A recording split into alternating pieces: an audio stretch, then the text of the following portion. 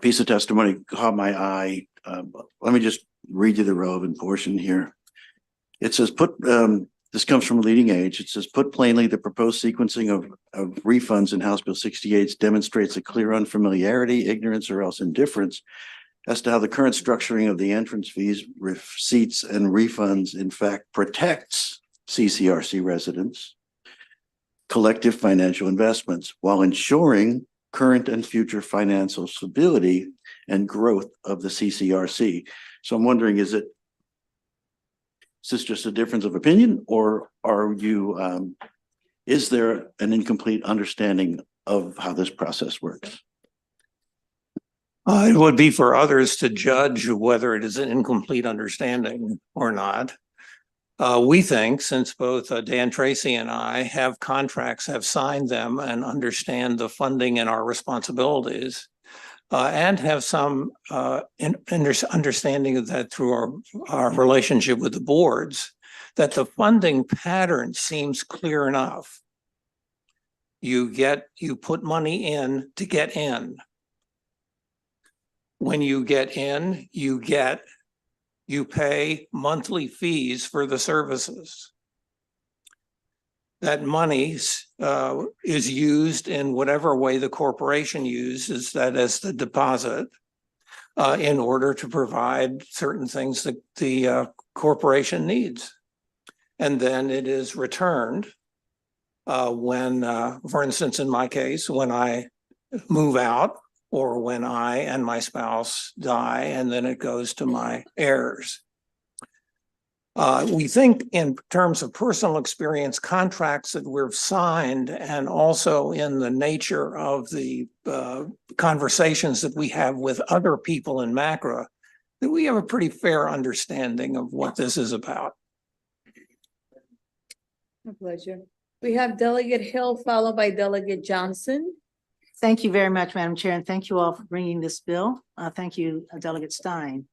I wanted to dig a little bit more into this interest fee and how it does or does not differ from a security deposit, but since my colleagues have gone, let me go a different direction. We also have complaints that the problem with the bill is adding an additional person. So now they're required to have one resident. Adding additional one, they seem to take issue with how that's helpful. And I would take issue with why it's a problem, but they also talk about the grievance reporting requirements. So what is the purpose and why are we reporting the grievances or the number of grievances to the Department of Aging? What would we like to have with that? And why is one additional person of value on the board? I think there's been some confusion about the grievance piece. If you're any group of people, there are things called complaints. And as we age, we might complain just a little more. We're not talking about, and the bill does not address, the complaints that are made. There is in Maryland a grievance, or in our contracts, a grievance procedure, a formal procedure. Stuff hopefully rarely gets to that level because it's managed internally way before a formal process. What we want to know is what gets to a formal process. What are those things about? And how do they get resolved? For instance, if I may, your Maryland Ombudsman, that's for skilled nursing and assisted living, gets data related to grievances that come to their office. She says that 3 or 4 years ago, the number of grievances were dramatically on the side of financial grievances. Now, the grievances are dramatically on the side of care, which has to do with lots of things, including, of course, available of healthcare people. Well, when you get a systemic answer to a question, not just a couple of stories, then you're in a position to move directly into dealing with them. So we thought And I think, know from the Department of Aging that this would be a simple add-on to the annual thing. We actually, in consultation with them, are not asking for every 6 months, but because that's an additional thing, just simply add it on to the material that you're sending annually to get licensed. And that would be that on that would take care of the grievance issue, I think. Thank you. Follow-up? Very fast. Very small. So if I'm understanding you, what you're saying is that if the Department of Aging doesn't collect the information, they can't know if there's a problem. Correct. So you're asking for the transparency and the Department of Aging to decide if additional changes or oversight is needed. And that's essentially. Absolutely. And that's it for that particular piece of the bill.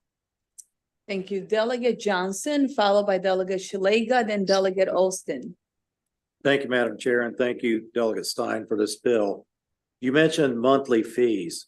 So if cost of care increases for you, does any of that come out of the entrance fee, or are your monthly fees increased to cover all of that? Yeah, I can do that. I think the answer to that question depends on the contract. And there are multiple different kinds of contracts for that. In my case, at Ingleside King Farm in Rockville, a portion of the advanced money a portion of advanced care can come out of the money. When we looked, however, at various communities in Maryland, an option for where we would go, we did not see that provision anywhere else. That doesn't mean that it isn't there. It's just that we did not find it. So it doesn't cover everything in advanced care, but it covers some. So you can begin reducing your deposit fee amount by that money. We look at that actually as a long-term. Our side of it is that looks like a long-term healthcare insurance for us, which we do not have.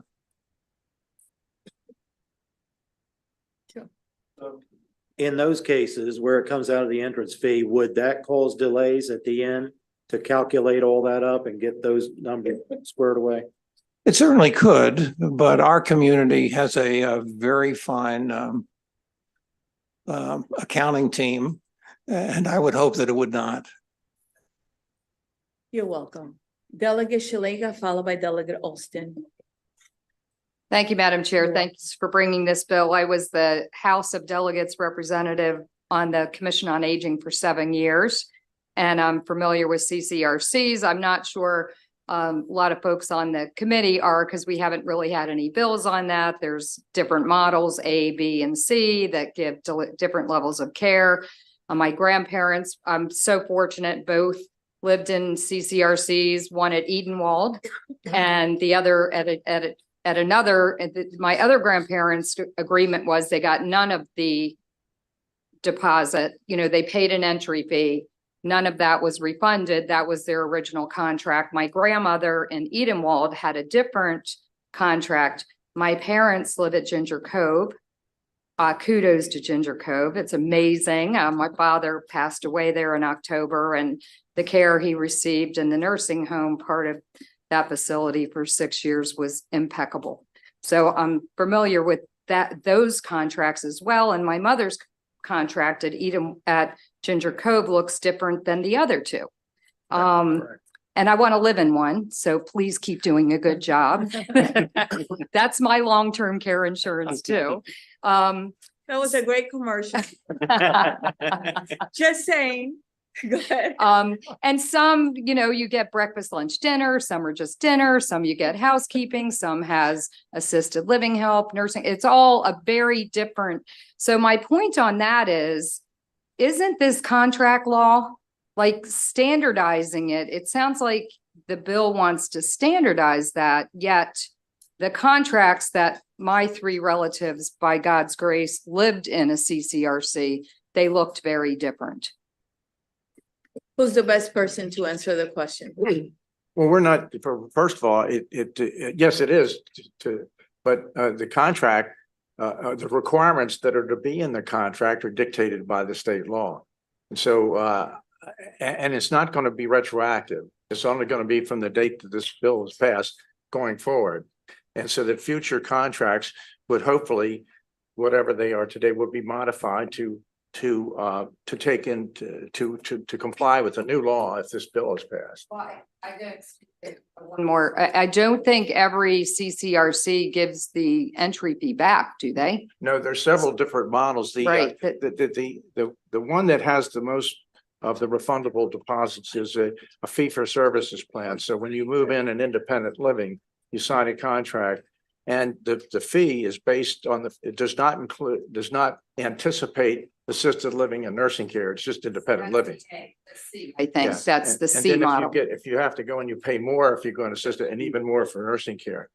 But and it could be a 90% contract. It could be 100%, could be 50%. I know in some of them, the one in Baltimore City, no, right next to Roland Park Place, I believe. That's where you pay the entrance fee up front, and it decreases 20% a year. After 5 years, you don't get anything back. So there are different programs. You're welcome. You made us feel like we want to go check it out now, Delegate Shalika. We have Delegate Olston. Thank you, Madam Chair. You know, this is a very interesting subject. Thank you so much for bringing this bill. I know I have constituents that are going to be very happy at the CRC in my district. My question is about the sequencing of units when a person moves out. Generally, under contract provisions, you have a duty to mitigate your losses. So wouldn't it be the case that they would need to rent or relet the unit that was vacated first, so that they're mitigating their losses? If anybody knows, it seems like that should be standard. And I'm not sure if this is going to require them to have, if one person dies on the 1st and another one dies on the 10th, but then they had one that was just vacant, not because of death, it's just vacant, that the unit where the person died should be relet or leased first before they go to any of those others. And I'm not sure if this is addressing that or if that's the point. I want to make sure it's crystal clear that that's what they have to do so that people aren't having to wait around for their money.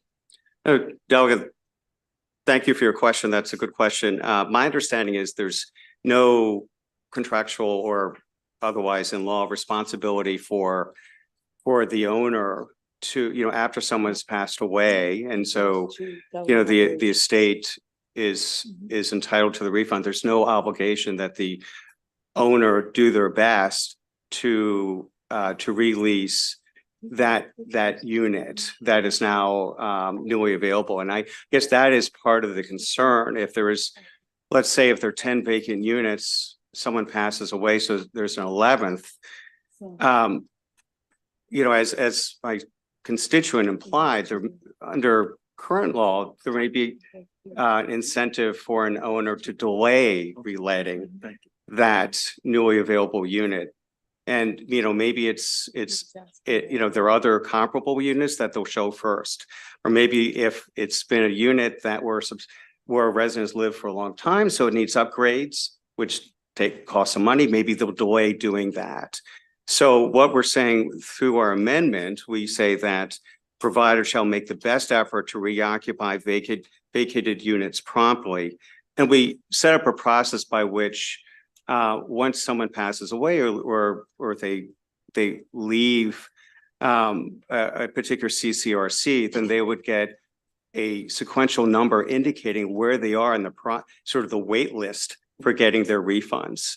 And there would be information provided as well as how many vacated units. So trying to provide a little bit more clarity for family members as to where they are in the process, as opposed to just waiting until the owner says, okay, we've reoccupied your unit now, here's your refund, which again, I've heard at least a few cases that can happen and take more than a year to happen. Sure.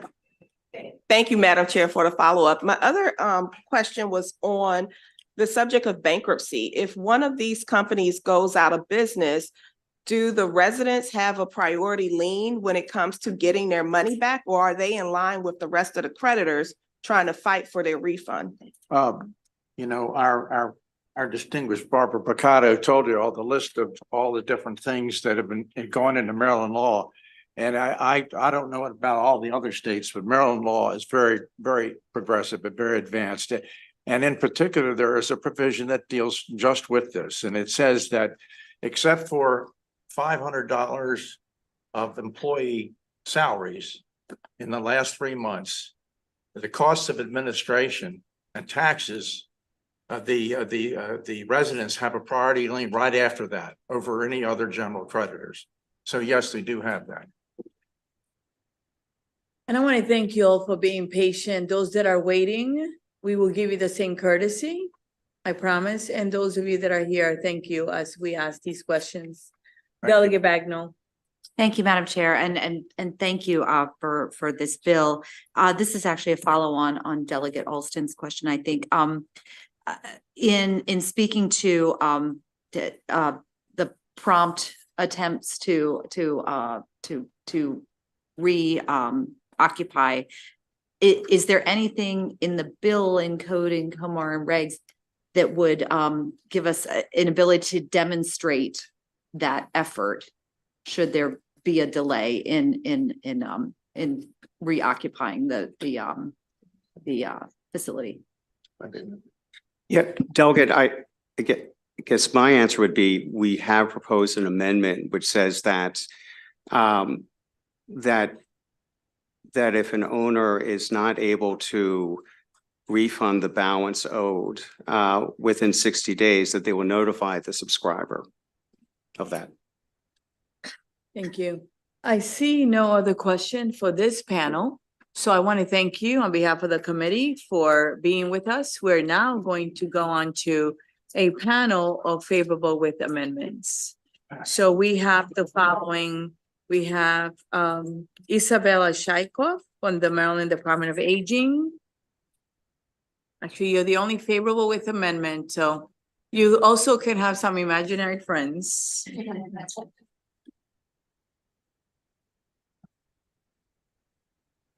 Good afternoon. How are you? I'm good. Great. Thank you, Madam Chair, members of the committee. My name is Izzy Shaikoff. I am the Director of Housing Services with the Maryland Department of Aging. We are here to urge a favorable with amendments on House Bill 68. You know, my responsibility within the department is to assure compliance and provide regulatory oversight of CCRCs operating in the state. This business model is 40 or 50 years old now. I think it's fair to characterize the market for CCRCs in Maryland as mature. We have 36 operating in the state right now, soon to have 38. There may or may not be more growth beyond that in the state. The real competition is with other types of business models out there that are not regulated by the state in the same way, like high-end assisted living and high-end independent living businesses for serving seniors. Those 36 campuses take care of approximately 20,000 people, older Marylanders in the state. And our role at the department is to really make sure that they're in compliance with the law and that the organizations that are operating are financially healthy. They have to apply for their licenses every year, and there's rigorous oversight in looking at their materials to make sure they're compliant with the law. I don't believe that the issues that are raised in this bill are widespread. I think there are concerns. We support increased transparency in the language in the bill that speaks to increased transparency. In fact, we suggest that maybe there should be an amendment added that requires CCRCs, if they don't right now, post their disclosure statements on their websites, just to make it easier for people, whether the residents or not, to see the information that is important for them to see. So with that, I will conclude my comments. We urge a favorable with amendments on this bill. Thank you. And thank you for being with us. We appreciate it. Are there any questions for this witness? I have Vice Chair Collison. One second, there is a question for you. Thank you. I must have, I apologize. I must have been distracted. I didn't actually hear what the amendment was. So we would support an amendment that would require CCRCs to post their disclosure statements on their website. And the reason is that right now, the law simply requires that these disclosure statements, which are elaborate and very detailed, to be distributed to residents. But as you know, the world has changed. People use the internet. And it would be great to be able to, for anybody, whether they're residents or prospective consumers, others, to be able to access that by the internet. Thank you very much. Delegate Shalega. Madam Chair, thanks for being here. Sure. The new commissioner's wonderful. Yes, she's great. Is there currently a refund policy in law? Yeah, yes, there is. The law requires that entrance fees be refunded, but typically they must be refunded when the unit is resold. That's current law when resold. Thank you. And by the way, the business model is kind of built around this concept. And although the bill only contemplates changes in future contracts, it will have an impact, I believe, in the ability of the CCRC's business model to continue as it traditionally has. They will have to adjust if this law changes. If I may ask a follow-up question to that, what kind of adjustments do you anticipate or can you foresee in the future? Well, I do think the model is changing, as the delegate has already expressed. The contracts are evolving, but the way CCRCs are financed often involves tax-free bond financing, and they're when they're floating bonds, there are certain assumptions that go into how revenue is generated, what kind of cash flow is going to be experienced, and so I do think that it would require them to really look carefully at how they structure the business deals, so their ability to borrow in the future or finance new construction, et cetera. And I have a follow-up to my own question. Have you been, no.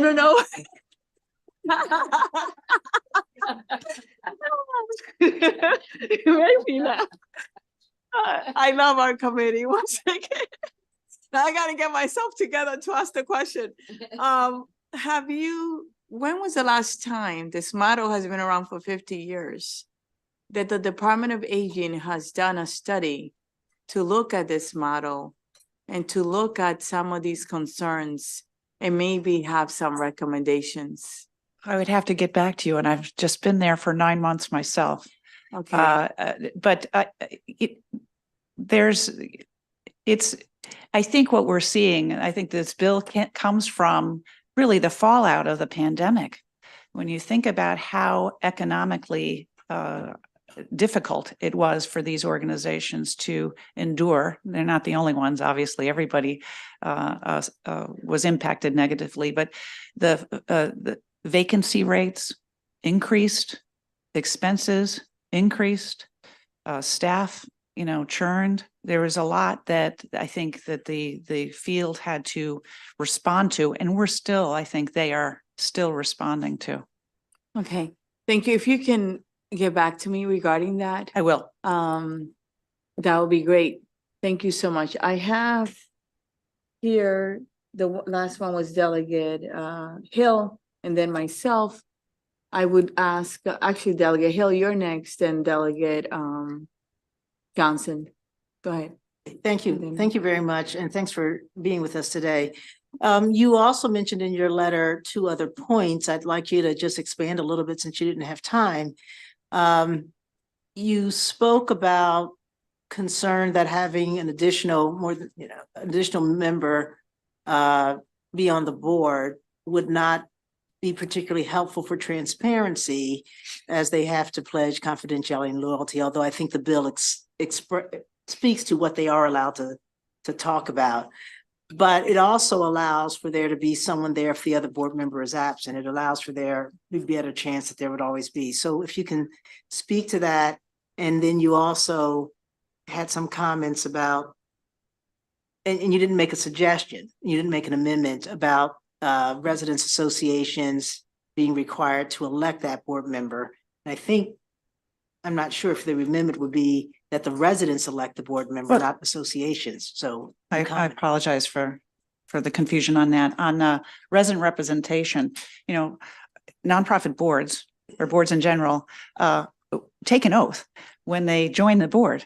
They're loyal to that management and the ownership of that organization, and they're vote and deliberate in confidence. Now, I agree there's language in there that allows for, you know, public, what's publicly available. But I think that, first of all, I'm not aware of other states that require more than one resident rep on a CCRC board. So this would make Maryland an outlier, I believe.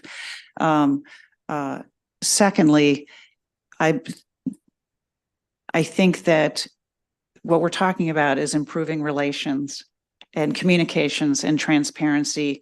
An additional resident on a board of, we don't know how many different people are on different boards. You know, some boards are small, some boards are large. I'm not sure that it gets where the advocates want to get, if you know what I mean. what?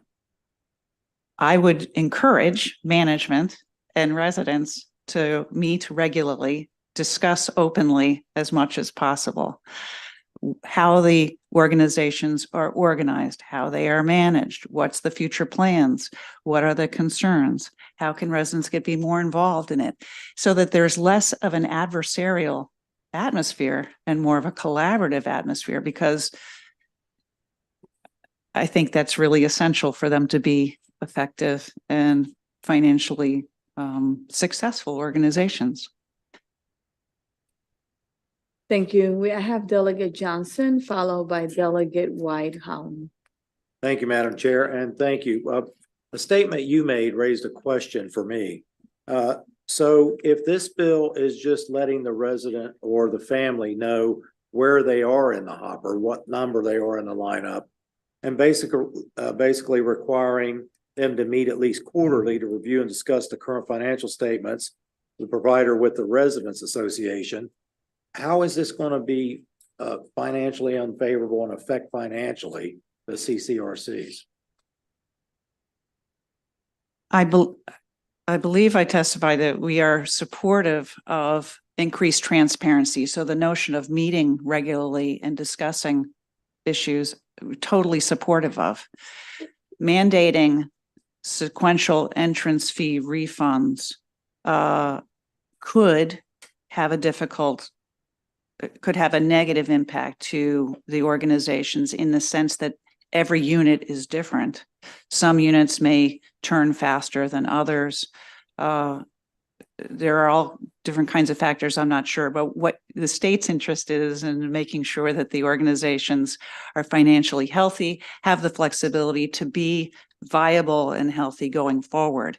And so we want to have a balance of increased transparency, accountability, but also we don't want to tie the hands of these organizations so much that they become uncompetitive or non-competitive with other kinds of organizations that are out there serving seniors that are not regulated as nearly as rigorously as CCRCs are.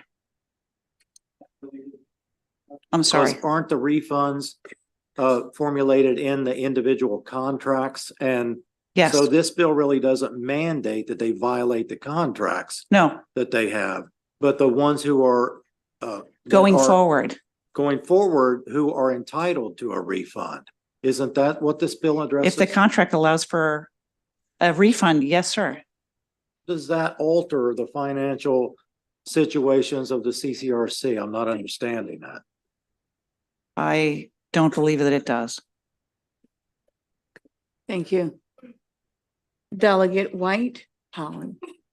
Yes, thank you, Madam Chair, and thank you for being here. I think I have a similar question here as it relates to some of the concerns that you elevated in your written testimony as it relates to this sequential refund structure. And you indicate that it would not help expedite the refund process for, for the residents and may cause more harm than good that you just, if anything, expounded upon. So I would just like to know, I mean, as it relates to some of the issues that the previous panel elevated, how do you see this bill in addressing that particular issue? And what recommendations do you see that may not necessarily be in this bill currently that could better expedite these refunds? Are there other recommendations that MDOA has in this particular area? We do not at this time, but we're happy to work with the sponsors and the advocates on the bill to see if we can come up with some language. Thank you. Thank you. Great points, Delegate Alston. Thank you, Madam Chair. I just wanted to clarify because earlier it was stated, and it seems like it would be common business practice, that if a person is owed a refund, that would sit on the books as a liability. Isn't that correct? Yes, So they're treated as liabilities. They're treated Yes. as liabilities. Yes. So when it comes to financing, that debt is already going to be contemplated in the stability or instability of a company. Wouldn't that also be correct? Correct. Okay, so I also think then that the state has an interest in protecting its citizens when they're due and owed refunds. And I think that the Department of Aging should also contemplate that when these things come to us, because that should also be a huge concern if our citizens are owed money and they're not getting it for 2 and 3 years in order for a business to float debt in order to prop up its ability to borrow money. So that's deeply concerning. I did have an actual question, which is, do we? I'm sorry. I know she looked at my face. I did not even have to say it. Wow, I have to have a poker face now. Go ahead. Now that I'm off the soapbox, I did want to know, is there a notice requirement? Some of my constituents were concerned that when these communities are being sold, they're not notified until it's too late and they're not aware of changes that may come up. Has that been addressed? I know it's not in this bill, but has that been addressed at all to your knowledge? The law does require notice for, you're talking about potential sales? Yeah, yes, there's a notice required in there to the residents, to the department. And then there's a time frame within which the department is required to evaluate and make a determination as whether to allow the transaction or deny the transaction. Yes, ma'am. Okay, you're a little hesitant there. You want? Thank you. So I see no other questions for you. I want to thank you for being patient. I do have a request of you, of the sponsor and the panel, and the unfavorable 5 people that are coming now, is that I want you to contemplate a bill that would disclose the statements on the website in the interest of transparency. They will meet quarterly. They will let the individual know where they are in the queue, and they would study some of these other concerns. And the reason why I say study, for you to study, is because over the years, we have seen this type of bill in one form or another. Mhm. And Yes, I ma'am. think that we should try to look into it so we don't keep revisiting every year. So if you can consider a bill like that with that structure as you meet, and I'll ask the Speaker Pro Tem Delegate Stein to please take the lead and bring everyone to the table. I think something like that is doable. Okay? And it will go to subcommittee, but I like that meeting to take place yesterday. Okay? Thank you. Very good. Thank Thank you you so very much for much. your patience, and Thank you. thank you, colleagues, for your questions. Next, I would like all of you to come up. We have a panel of unfavorable, and we have the first person leading H Maryland, Allison Saborowski. We have Todd Andrews, Wendy Crampton, Amanda Young, Allison Combs, and Donna Kaufman. Will you please come up? And is there someone here that signed up that I didn't call, just come up to the panel, please, and bring the chair. And good afternoon, how are you? And thank you for your patience as you Yes, waited. Our pleasure. Thank you, Madam Chair, Madam Vice Chair, and members of the committee, and thank you for your attention to this matter and your thoughtful questions. My name is Allison Siborowski, and I'm here today on behalf of Leading Age Maryland. I'm here in opposition to House Bill 68, and you have our written testimony.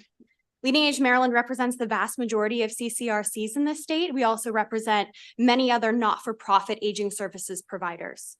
From an effective governance and financial sustainability perspective, Leading Age Maryland has great concerns about the changes this bill would make. Though there are several provisions that are problematic, we're going to focus on two, and I'm joined by 4 leaders from the CCRC space in Maryland to provide some additional information. These folks are experts on the financing, the operations of these businesses. First, as it relates to entrance fee refunds, it's important to note that, as you've already probably learned, CCRCs operate through a carefully regulated, highly complex financial framework that is driven by a strategically structured receipt and refund of entrance fees. The new process that is proposed, we believe, is confusing and creates unnecessary cash flow disruptions for CCRCs. We understand from the proponents of this bill that they are concerned about the residents and more likely the heirs who have had to wait longer than they expected to receive a refund. And we can understand that that would be incredibly frustrating. None of us would want to have to wait, especially when we're also dealing with the death of a loved one. There's no body of evidence that proves, however, that CCRCs in Maryland are not returning their entrance fee refunds per contractual terms. There have been isolated incidents where residents or their heirs have to wait longer than expected, but we do not believe that this is a widespread issue. Second, the bill seeks to increase from 1 to 2 the number of full voting resident members on CCRC boards and increases resident representation on corporate level boards.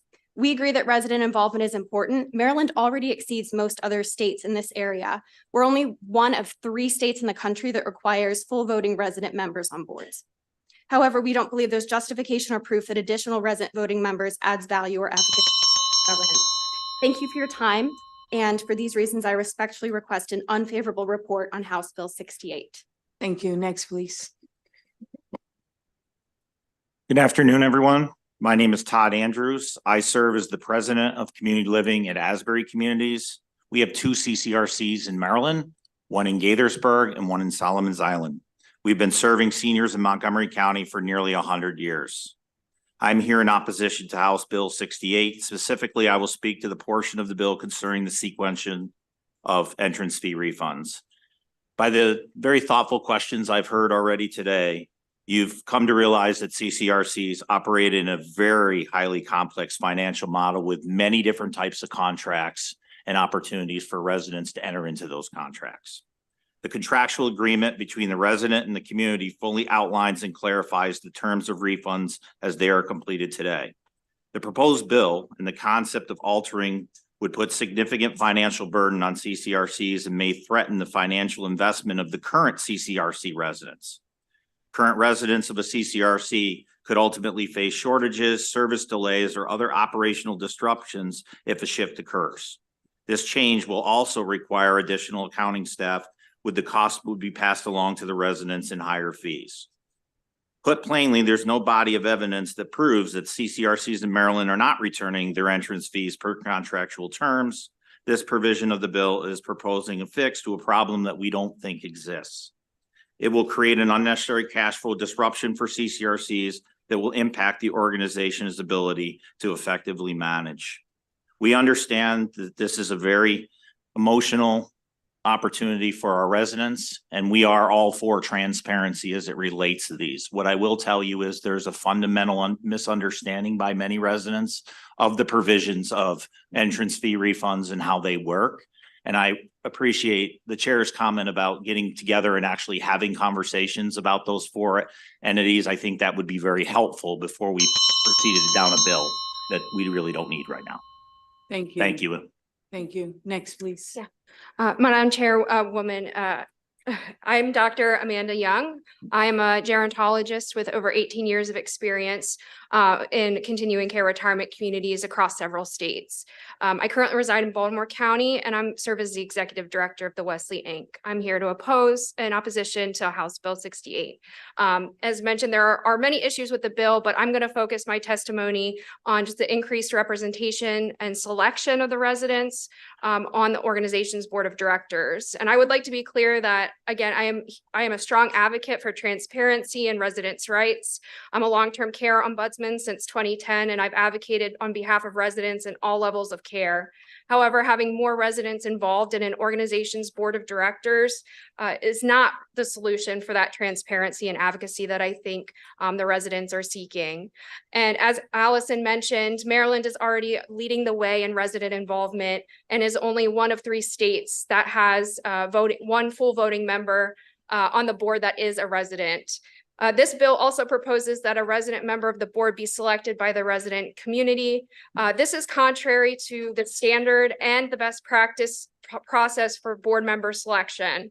All members of the board are selected, vetted, and voted upon by the board governance committee and the board of directors. This process ensures that the individuals on the board bring the necessary skills, experience, knowledge to steer the organization into the future. We value resident representation on our boards, but we need to ensure that it's the right resident for the right reasons and the right priorities. Our boards are focusing on long-term viability, not the day-to-day operations of the organization and at the community level.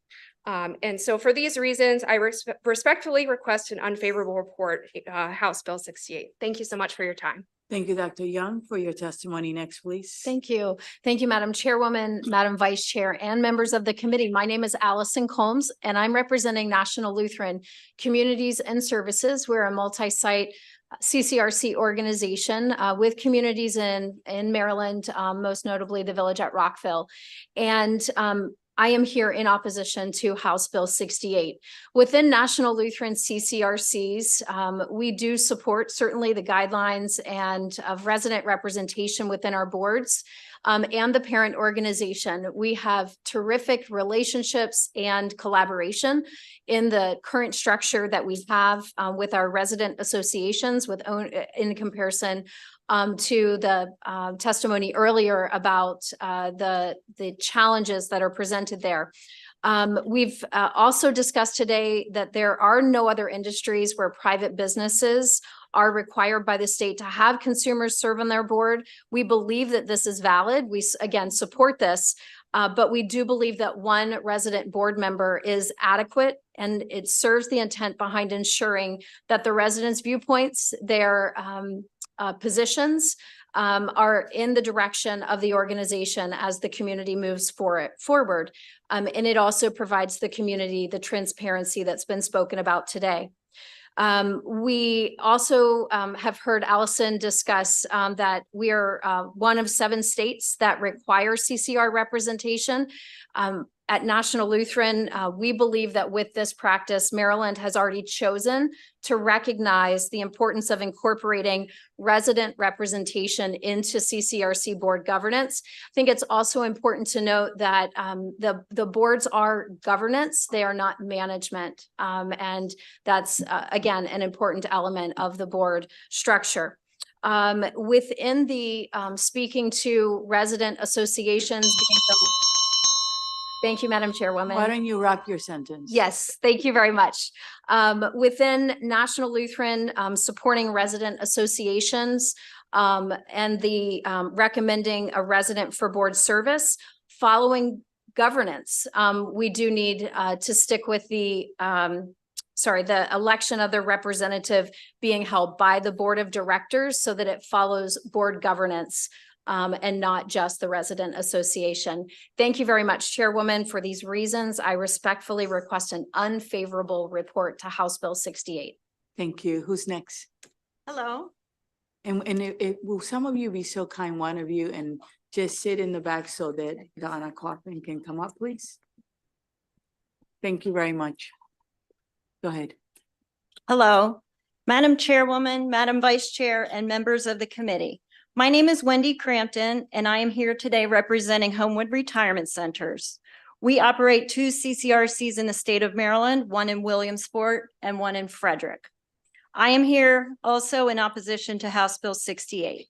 As Homewood CFO, I object to the proposed changes to the sequence of return of the refundable portion of the entrance fee. This change would disrupt our operational and financial model and make it difficult for residents and their heirs to understand when their refund would be paid. Currently, CCRC contracts state your refund payment shall be made to you 30 days after a new resident occupies your residence and pays the applicable entrance fee in full. Our contracts, which are approved by the Maryland Department of Aging, are concise, equitable, and easy to understand. Your refund is dictated by the sale of your specific unit. House Bill 68 would confuse this language. In essence, there would be no correlation to whether an entrance fee was collected on your unit. Rather, the refund would be paid when the resident's sequential number had been reached. I'm a CPA, and this process is difficult for me to understand and would cause confusion for our senior population, and in the situation of death, those tasked with settling their estate. As providers, we are following the language in our contracts. Quite honestly, this proposed change is attempting to fix a problem that does not exist. Such change would force the facility to absorb any cash differences between the entrance fees received and the refunds paid. Can you wrap your thought, Sure. please? In summary, the proposed changes to the sequence for the return of entrance fee refunds would disrupt our operational and financial model and make it difficult for residents to understand when their refund will be paid. For these reasons, I respectfully request an unfavorable report on House Bill 68. Thank you so much for your time. Thank you. Next, please. For the record, Dana Kaufman, I'm here today on behalf of Lifespan Network, and I just want to clarify a few points that you have heard earlier. Maryland law does not dictate or mandate that an entrance fee refund be given when a unit is resold. There are 36 CCRCs, and each CCRC can have and develop their own entrance fee refund policy. What the law does dictate and is very clear is the notice and transparency of that refund policy. If you take a look at my testimony, I have outlined in the contract and the disclosure, and I just want to clarify too. So before a resident can move into a CCRC, they have to be given 2 documents, and they are very lengthy and they are mandated under state law. The contents of each of those is mandated. That is the disclosure statement and the contract. They are required to be given 2 weeks prior to signing. And that contract and disclosure statement has to very specifically state what the entrance fee refund policy is. Also, any marketing materials that mention a refund have to include a specific statement as dictated under the law. There is also an acknowledgement that has to be signed by the resident that they have reviewed and understood the entrance fee refund. I'm saying this to you because this issue came up in 2012. You asked when the last time we had a comprehensive study, and that was done back in 2012. There were 3 different work groups set up looking at a variety of issues. And from that, we had a bill that was passed in 2012. And if you look at that bill, it was very heavily focused on the disclosure statements, the continuing care, and making sure that the entrance fee deposits were well acknowledged and understood. In closing, I am happy, of course, to sit down and talk. We take our health of our communities and, of course, the health of our residents very seriously. We want everybody to be talking, so we're happy to sit down. And thank you for that opportunity to clarify. Thank you. And thank you all for your testimony. Are there any questions for this panel? Delegate Hill. Thank you, Madam Chair, and thank you all for coming here and taking the time to write and then go through your testimony. I know the chair has been very clear about what she wants to see, but I do think it's helpful, at least for me, to understand better. If Delegate Raleigh's unit has a $100 deposit and 200 here, 300 and 400 here, and we leave the units in that order. And because she's got the penthouse, the 400 unit is the one that goes first. I'm still not understanding why it's the pool, it's $1,000. Who cares if 100 goes out first or 300 goes out first or 400 goes out first? It's $1,000. So why can't it be refunded in the sequence? Because it's the same pool. And so unless that money is not, unless what you're saying is the money is not being set aside, and you were the accountant, so maybe you can explain to me, I don't, if I've got $1,000 and some families owed 100, some families owed 200, somebody's owed 300 and somebody's owed 400, A plus B, I mean, it's commutative. It shouldn't matter the order in which it goes out. At least that's the way I learned math. Who's the best person to answer that question? The way the contracts are structured right now, we feel is a very equitable way in that we will refund you, Mrs. Hill, when your unit resells, as opposed to making you wait to be third in line for your refund. So it's really about and it shouldn't affect your financial situation. You're still gonna have to give back $1,000 and you're gonna still receive $1,000 from the new person. That is correct. And the issue is that if somebody's unit is not selling, and so they keep being pushed and pushed and pushed, they're never getting their money back, but you still have to pay that money. So the sequence in which you give it should not affect your stability unless you're floating the money and don't have it.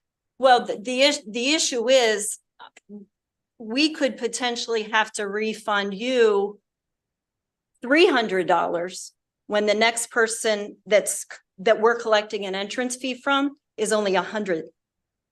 That's the disconnect there. So we would have to then absorb. You don't hold on to get it when the next person gets the unit. That's the model that you're using. The money is actually spent. You haven't held it. We know it's not an escrow. You don't have that $1,000. And also what's happening in between is a resident may have lived in that unit for 20 years. So they move out of their unit. We have to renovate that unit. So we're spending money to renovate that unit.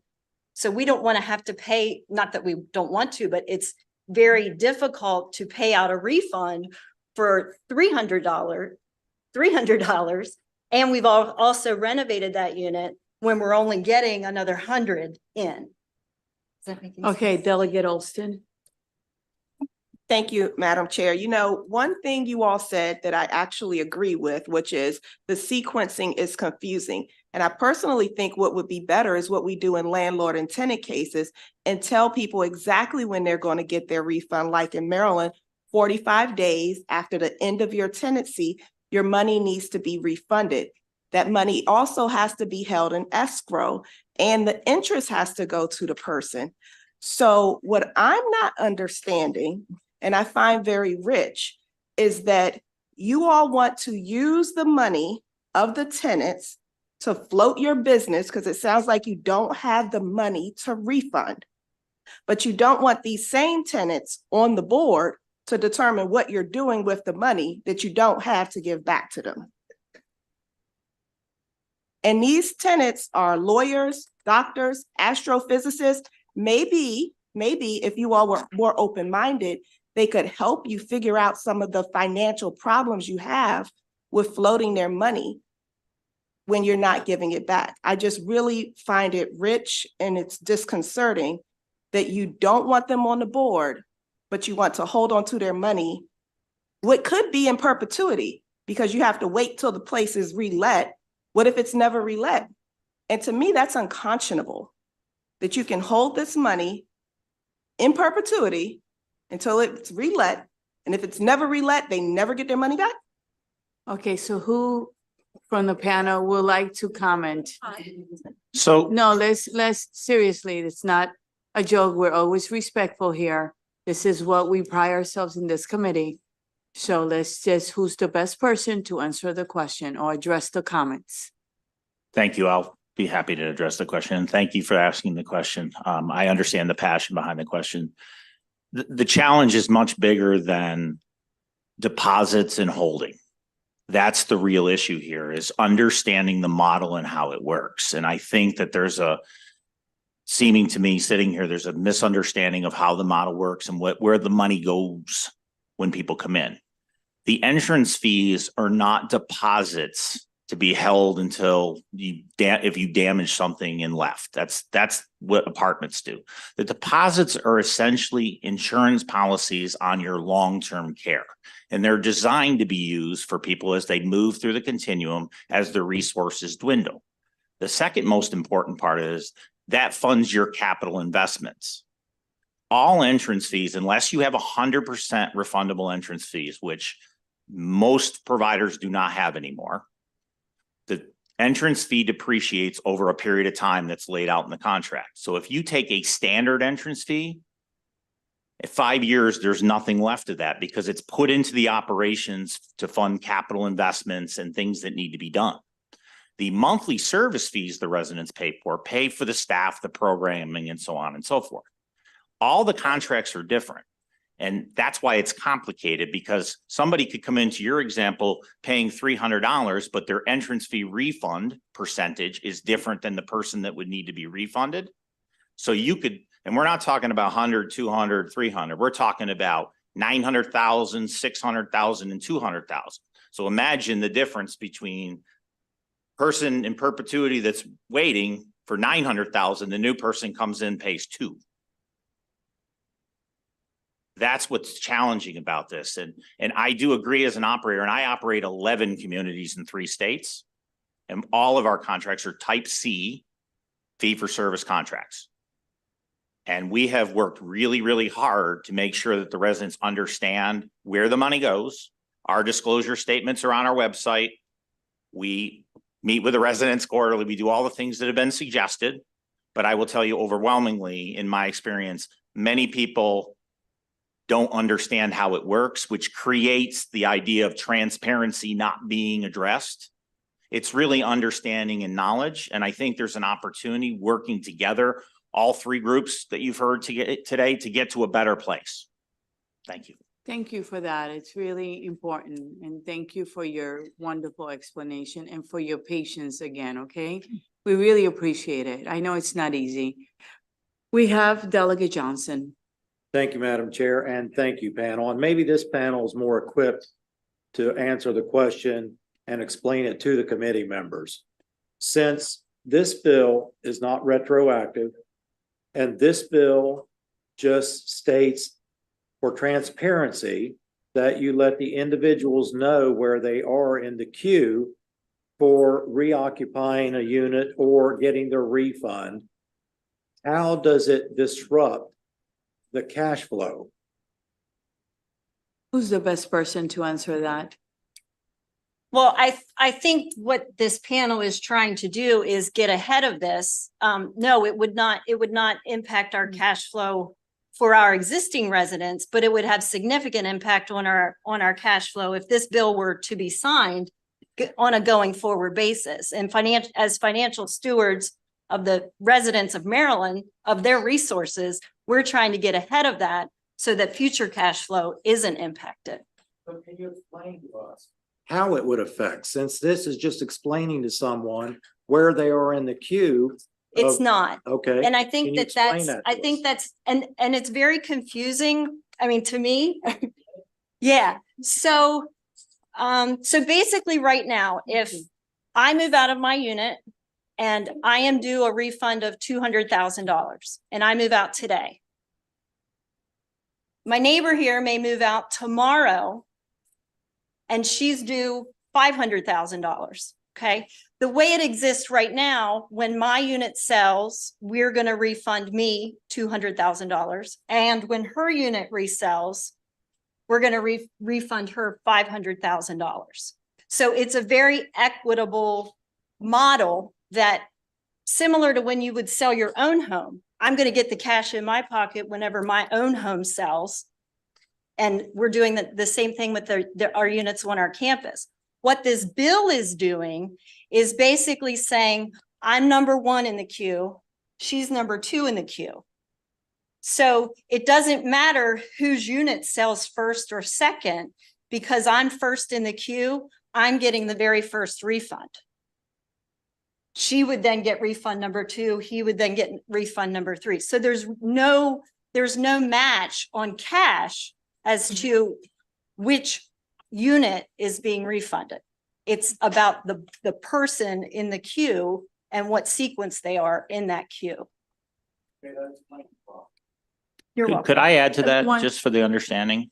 I'm going Just- to, we usually don't. Okay. I'm going to allow it. Go ahead.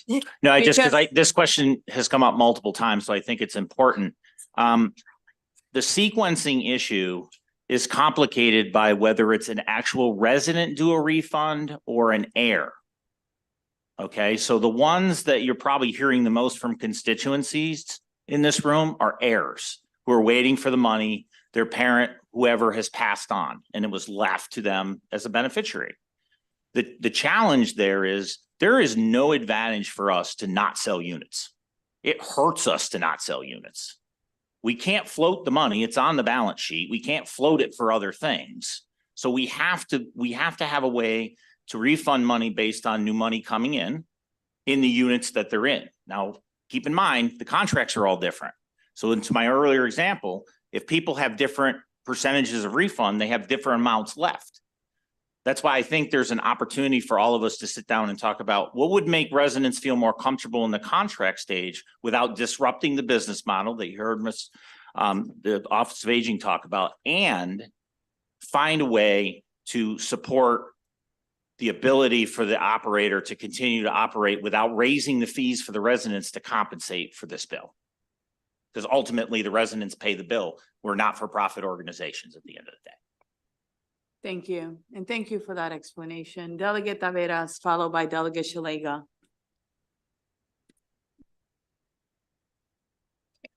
Okay, thank you, Madam Chair. And I'm trying to understand this as well. I look at this as fees that in a condo kind of situation where that is a mix with a timeshare. That's kind of how I'm figuring this out. So if a unit sits empty in a condo, the money, you're not getting money and you don't have reserves. My question is, all these fees that were supposed to be reimbursed, are they not sitting? Do you not have continued reserves in your statements that are going in? You have to have a certain amount of reserves to address the needs on the property. That's correct. Ms. Kaufman? Sure, thank you. So to answer your question, the law that we passed back in 2012 actually increased the operating reserve that the CCRCs have to maintain. But I also think that part of the issue here is the use of terminology. The CCRCs and the way that they are financed and developed and maintained cannot be equated to landlord, a tenant, or condo. It is not a deposit that is sitting in escrow. But I will say that, again, as I had mentioned earlier, that the CCRCs are able to construct their policies and their finances as they wish. And there was always used to be said, if you've seen one CCRC, you've seen one CCRC. But the law does state it's either in the disclosure or the agreement that if you do keep your entrance fee in an escrow or you don't, you have to disclose that. So again, upfront, the residents are made aware of all of these policies, but the entrance fees are used for the operation of the communities, either if it's a life care community for the health of the residents, as far as their healthcare services for the capital. It is not similar to a landlord tenant deposit that you hope to get back if you you know, as long as you don't damage the property. Again, the contract does dictate how and when your entrance fee comes back. But I do think we need to stop thinking about it as a landlord tenant. It's much more complicated, and the way it's used is for the health and the use of the CCRC for its management and operation. Thank you. Delegate Szeliga. Thank you, Madam Chair. So I think if my understanding is correct, with regards to the vacating and reimbursing the heirs or the person that lived there. So my grandma lived in a studio apartment, and when she passed away, there were not as many people looking for a studio apartment. So, you know, while she had lived there 20 years and had great care at Edenwald, it took a little bit longer to reimburse her because there weren't as many people looking for a studio. And where my parents lived, there's all different. There's like 1 bedroom, 2 bedroom, 3 bedroom, and the hottest units at Ginger Cove are ground floor with the patio. So is that kind of why there's a complication in saying I'm first, you're second, you're third? It's because when the person moves in, my grandma knew, well, when they reoccupy, I don't want to say sell because it's not a sale. When they reoccupy my grandma's unit, there may be a waiting list for studios, or there may not be people, and the prospective residents, not tenants, the prospective residents come and tour. And my mom and dad looked at a bunch of different units all over Ginger Cove, and then they sold. Is that kind of how the model works? That's correct. And that's the additional challenge that goes in. There's a lot of options and choice, and the more options and choice you offer, it seems great from a market perspective. It also creates challenges for reselling units that, as I like to call them, they might be first floor with a patio, but they might face the parking lot versus the mountain. So which one would people prefer? Obviously, and the prices are different too for what people pay as well, which makes it even more challenging. And then there's other financial concerns. We could be here for 12 days, us going through how the model works. Because of that complication, that's the challenge with the bill from an operator's perspective. It's going to put us in a box so tight that we won't be able to function the way we need to. Doesn't mean we can't evolve. This industry evolves all the time. And COVID was said earlier as a primary driver of financial challenges. It's still driving financial challenges to this day because of dollars we had to invest to stay moving during the pandemic. The government didn't refund us for everything we spent. Thank you. Delegate Riley. Thank you, Madam Chair. My pleasure. Okay, just so I can understand this. So basically we're saying, you know, I think you cleared up deposit versus fees.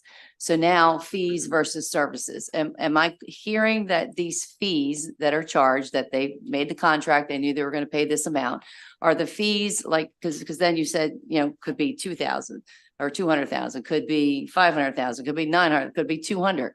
So are those fees based on the amount of services that you feel the patient is going to need going forward because of, you know, their health? And going forward, is that how the fees are determined? Because they're all over the place. So just kind of how the fees are determined. Are they decided by the service of the patient? And then the follow-up is kind of like at the end, do you think that the biggest problem, like you said, it's usually the estate, it's usually after the person has deceased. So the person was very clear when they made the contract because they were alive and they were part of it. So is there any way we can maybe clear up or have like another family member? Because it seems like it's once it goes into the estate process that they have the real problem. Even though they have the contract in front of them, they're challenging the contract because they weren't there and made, you know, signed the contract. So now, like you said, is there any way that maybe that conversation could be, you know, I don't know. So three questions in one. Sorry, Madam Chair. It's okay. You don't ask that many, so it's okay. Thank you for your question. It is, as Todd mentioned, it's very complicated because our CCRCs have many different contracts.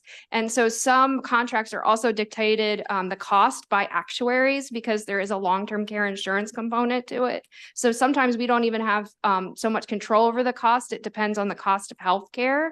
So it really depends on the type of contract you're offering. As mentioned before, there's type A contracts, type B, and type C. So there's an entrance fee, and that entrance fee depends on the unit in which they select and the contract type that they select as well. So it has nothing to do with their health. It depends on the type of option that they choose. So obviously our type A contracts are most expensive because they are our life care. They're the ones that include the care. So people are paying a little bit more upfront, a little bit more per month, but when they move through the continuum of care, their monthly fee remains stable. Whereas someone under a type C contract would pay a little bit less upfront, but their monthly fee would then increase to the market rate of that assisted living or skilled nursing as they move through the continuum. And so you can see how already it's become really complicated based on pricing.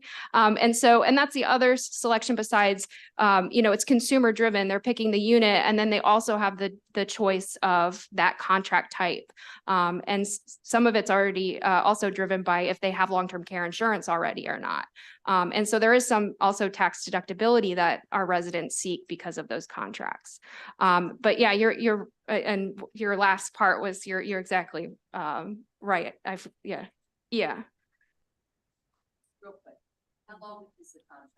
Is it like open-ended, or is it usually 1 year, 2 years, 5 years, or do they decide on how they feel and, how long they think they're going to need this, or? Oh, the contract. Take So it to their- when someone becomes a resident of one of our communities, I mean, they're a resident until their death, or they terminate the contract, or in really rare instances, maybe the community has to terminate. I know in another state, I had a resident who continued to smoke in her unit, and unfortunately we had to terminate because of safety. But if they're a life care resident, they're part of our communities for the rest of their lives. Thank you. Yeah. Delegate Gazzoni. Thank you, Madam Chair. I'm curious, having listened to all this and having a mom who's in assisted living and in a CCR type situation, but she went directly to assisted living, so some of this was not relevant. Whether or not this would push CCRs to essentially kind of eliminate this refund part of the contract altogether and just sort of say, you're not going to get any money back. I'm just curious if that's sort of what it could lead to. Well, no, for a bunch of reasons, but most specifically, there's retirement CCRCs that are in the for-profit, well, they're not called CCRCs, that don't take entrance fees, that only use monthly for service fees like you would in an apartment complex. And it's all fee-based what people do, but they don't provide advanced care for people. The entrance fee contract provides money for residents to use if they need it. Now, to the point that was made earlier, when you've seen one CCRC, you've seen one. So we're generalizing when we're answering questions based on our own contracts and our own experiences, which are very different. This is why I would just make the statement. It's very difficult for operators to see this bill as a positive move, because it would make things much more complicated and would involve us changing a business model, and everyone would be affected differently. But I do think there's been a lot of conversation today that I think is very positive, and transparency and decision-making are used in the same sentence a lot of time. Transparency means people know what's going on. Decision-making means they decide how it goes. And unfortunately, those get intermixed sometimes with the word transparency. We're not against transparency, and we're not against residents being involved. At least I can speak for myself. I'm not against that at all. What I am challenged with is making everybody happy with any decision and who's involved in said conversations that make that work. And then in this bill, it states that we would have to put a resident on the board that's elected by the residents, that you heard my colleagues say would be very difficult for us to balance our boards based on skill sets, needs, and at the end of the day, it's governance, not management. I don't see any other questions. I have to say, we work grouped this bill. I think we can take a test and pass it. That being said, since we work group this bill, I would like respectfully for the three panels to get together and come up with a bill that deals with the transparency, deals with the meeting quarterly, perhaps studying some of the issues, because these are very sophisticated people living in these places. We're not talking about public housing, no disrespect meant, or someone who's not educated, well-read. These are intelligent people. So there is something happening where the person doesn't quite understand that when they enter into this contract, which is a model, right? And this is their three different ones, and you choose to live with that model, there's a disconnect at the end. So if we can find a way to educate the community to make sure that you get and give as much information up front as possible, and perhaps reminders while they're there monthly, right, with their bills, right? They pay some fees at the top. It should say, this is your model type, and remember, right? And keep reminding people. I think that there's an opportunity here to, I don't like to say it educate, but to inform, right? And to make sure that it stays at the top of a person's thoughts, right? As they live in these facilities, to reinforce it is what I'm looking for. So if you could, Ms. Kaufman, I know that you often come in and help out. And I know Ms. Mercado and Dan, you also deal with very difficult bills. If you could please lead this conversation with Delegate Stein and the rest and come up with something. And ideally, before we actually send it to subcommittee, okay? Really would appreciate it. And thank you for your patience today in answering these questions. This actually concludes the bill hearing on House Bill 68. And I want to say for the rest of the people that are here on House Bill 462, 34 and 76, thank you for your patience, okay? And we will give you the same love, and I hope you can take it. So we have next House Bill 462, Delegate Martinez, funding for wages and benefits for nursing home workers, Nursing Home Staffing Crisis Funding Act of 2024. Can you come up with your panel, please?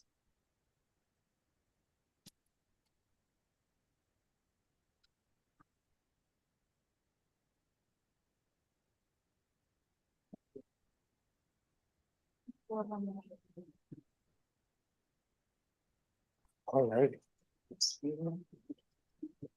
And for the members, you can stand up right where you are and stretch your arms or something, okay? Because you've been sitting for a while. Go ahead, Delegate Martinez. Thank you so much, Madam Chair and colleagues. So for the record, I am Delegate Ashanti Martinez, here to present House Bill 462, the Nursing Home Staffing Crisis Funding Act of 2024. So this bill aims to do three specific things in order to aid nursing home workers who provide critical care to our loved ones. HB 462 mandates that the governor provide an 8% reimbursement rate increase over a 3-year period beginning in FY 2025 for providers of nursing home services, specifically focusing on providers of the following. This is medical day care services, private duty nursing home services, personal care services, home and community-based services, and services provided through the Community First Choice program. Secondly, this bill ensures that 75% of this 8% increase go to funding to workers and staff that offer direct care, indirect care, direct care support services, and patient care to residents in nursing homes. And lastly, HB 462 requires providers to document and report disbursements of the funds to the Department of Health. You know, nursing homes are a critical part of every community. They are vital facilities that provide long-term care and resources to our loved ones that may be living with terminal illnesses, disabilities, and need for extra support as they age. If a family member, friend, neighbor, or residents of our districts are in need of a nursing home, we would want them to get the utmost quality care that they deserve. But the reality is, we expect nursing home staff to satisfy that need while also being underpaid and overworked. While these long-term care workers continually give unconditional care to their patients, it comes at a cost, both to their physical and mental well-being. Fatigue combined with low wages forces these workers to make really hard choices about whether or not they can stay in this industry. And according to a survey conducted by the American Healthcare Association, 96% of nursing homes are experiencing difficulty in hiring across the United States. Our most vulnerable population of people are living within these nursing homes, and they are entitled to the highest form of care. This legislation ensures that we are able to retain this quality of care by matching the workers' wages with the work that they do. Before we go on to the rest of the panelists here, I know within the packet there are letters of opposition, both from industry as well as the Department of Health. I want you all to know, colleagues, that I am working with them. I have meetings scheduled with all of those opposed to talk through some of these issues, because I believe this is the year that we pass this bill, and I look forward to working with all of you on that as well. Thank you. Who would like to go next, Delegate? We can just go this way. Thank you. Good afternoon, Madam Chair and members of the Health and Government Operations Committee. My name is Tammy Bresnahan. I'm the Senior Director of Advocacy for AARP Maryland, and you have seen us here on lots of healthcare worker issues, and we're proud to be here today. And we thank Delegate Martinez for bringing the House Bill 462. Last year, you all commissioned a study to study the healthcare workforce. And I just briefly reviewed that. It came out at the end of December. The Workforce Data Advisory Group, part of that, found the following. Maryland is not growing its healthcare workforce at the same rate as other states. Healthcare workforce shortages are most pronounced in rural parts of the state. Wage visibility is strong, but wage stagnation and other gaps exist, and uncredentialed and other home care workforce plays a significant role in the healthcare system. Key recommendations from the advisory group include the creation of the State Healthcare Workforce Data Center, development of definition of healthcare workforce shortage, and specific Maryland increased efforts to create pathways into healthcare workforce and to retain healthcare workers, and the creation of a task force to examine in-home care and nursing home care, including certain Medicaid considerations. It is a very wealth-related report, and I recommend that all of you take a look at it. In addition, there should be adequate accountability procedures such as audits, and to ensure reimbursement increases designated for staff cost are used for that purpose. For these reasons, again, we thank Delegate Martinez and the rest of the panel. We ask you for a favorable report on House Bill 462. Thank you. Thank you for your testimony. Next, please. Good afternoon, Madam Chair and members of the Health Government Operations Committee. My name is Lorraine Arikat, and I'm the Senior Policy Analyst with 1199 SEIU. We represent healthcare workers in hospitals, nursing homes, and clinics who are on the front lines, who are often overworked and underpaid and working very hard to care for our most vulnerable. Today on the panel, you'll actually hear from workers firsthand how severe the staffing crisis is that this legislation aims to improve. We support HB 462 because this legislation will improve nursing home transparency, address the staffing crisis, and protect quality of care for nursing home residents. By ensuring that a fair portion of Medicaid dollars are spent appropriately on the direct care staff that care for residents, Maryland can join over 22 other states that have passed this foundational legislation that has improved oversight and quality of care nationally. Every year, even during the pandemic and even this year's difficult fiscal period in the state, nursing home facilities have received and continue to receive Medicaid provider rate increases. We need an investment into our long-term care system, and HB 462 is a way to hold bad actors accountable in the state. Many nursing homes are already spending a large portion of their Medicaid funds on the workforce, but with rising concern of private equity, we need guardrails in place to protect the standard of quality of care in the state. As more than 80% of nursing home residents coming directly from hospitals, we know that post-acute care needs attention, and because of that, our long-term care system impacts our total cost of care model. Our system's success hinges on the ability of all providers across the spectrum to ensure that we reduce unnecessary hospitalizations. We're committed to working with bill sponsors, Maryland Department of Health, and the nursing home industry to help pass legislation that will pave the way for a stronger care infrastructure. And for those reasons, we urge a favorable report. Thank you. Thank you for your testimony. Next, please. Good afternoon, Madam Chair and members of committee.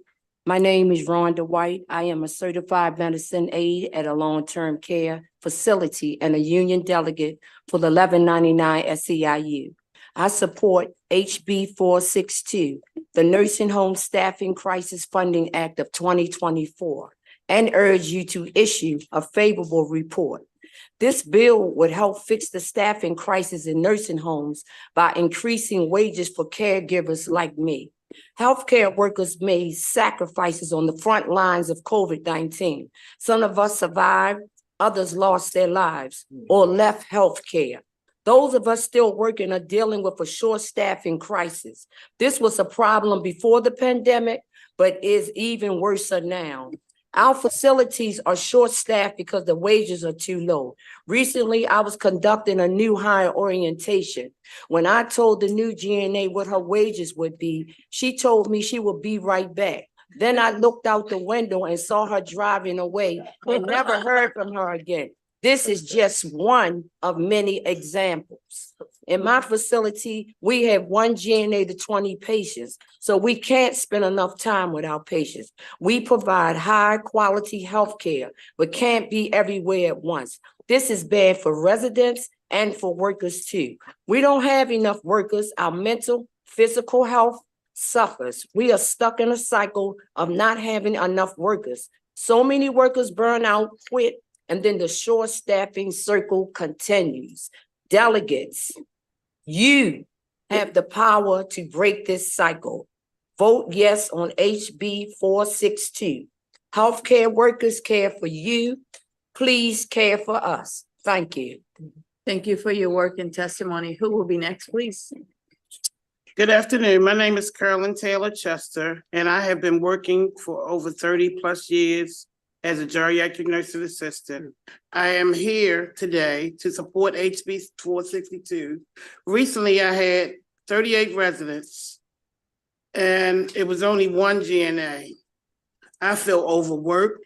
I'm always burnt out, and I'm so frustrated because I do not want to come into work where I'm mistreated and just feel so alone. We need management to ensure that there is enough staffing. The staffing crisis cannot be solved by some Chinese food and pizza because you're happy because we came to work. I don't feel appreciated or respected. We need legislation that is to hold nursing homes accountable. We are not making much more than minimum wage. I can easily go to work for Walmart or even Amazon, which pays more or less stress. But I love what I do. I have 4 grandchildren and I work so hard that I can continue to provide for my children and grandchildren. I have arthritis and gout, and my work schedule barely lets me take care of myself. During the pandemic and now, we sacrifice our own health to come to work, to take care of people who are vulnerable. I enjoy connecting with the residents and laughing with them. I go above and beyond what I am paid to make sure our residents are safe and cared for. There are so many unexpected things that happen to us, our loved ones, and that make us face the reality of the relying on the nursing homes for care. Maryland needs to invest in our long-term care. I support HB 462, and because I believe in nursing home facilities, can you do more to make sure that we are not burnt out? This bill will ensure the care force needed to take care of the residents that are being supported. We just want to be appreciated for the work we do. We deserve more. Thank you. Thank you, and thank you for your work. Okay, we appreciate you and you coming today. I know it's not easy and taking off work. Why don't we open it up for questions? Are there any questions for this panel? Delegate Hill. Thank you for this bill, Delegate Martinez, and I don't know whether it's you or Ms. Arakat who should answer this, but COLA's 3.2%. We had a 4% rate increase year over year between FY 21 and 26 that was repealed. We changed our 4% to 8% in 2024. Why 8%? How'd we get this number? I mean, so I think part of it is we've seen how we were able to get 8% last year. I think the question is how that 8% has been used and if it has been used in the care force. I think ultimately making sure that we have a number that I think is sustainable, right? When you look at the budget, we have millions of dollars for new projects. I think we can invest in this care force. And I think it's about a choice about what we think is important. We have an aging state, aging much faster than a lot of other states in the country. We need to make investments in this care force. And I think 8% is reasonable. Delegate Chisholm, followed by Delegate Lewis. Thank you, Madam Chair. And once again, I greatly appreciate, and I think I can speak for everybody on the committee, everybody has great respect and admiration for the work that everybody does.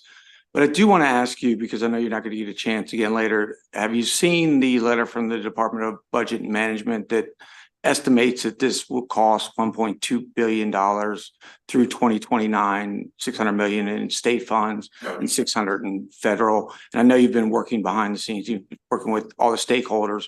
Have you had any conversations to kind of see if you could work on that number, or do you accept that number, I guess?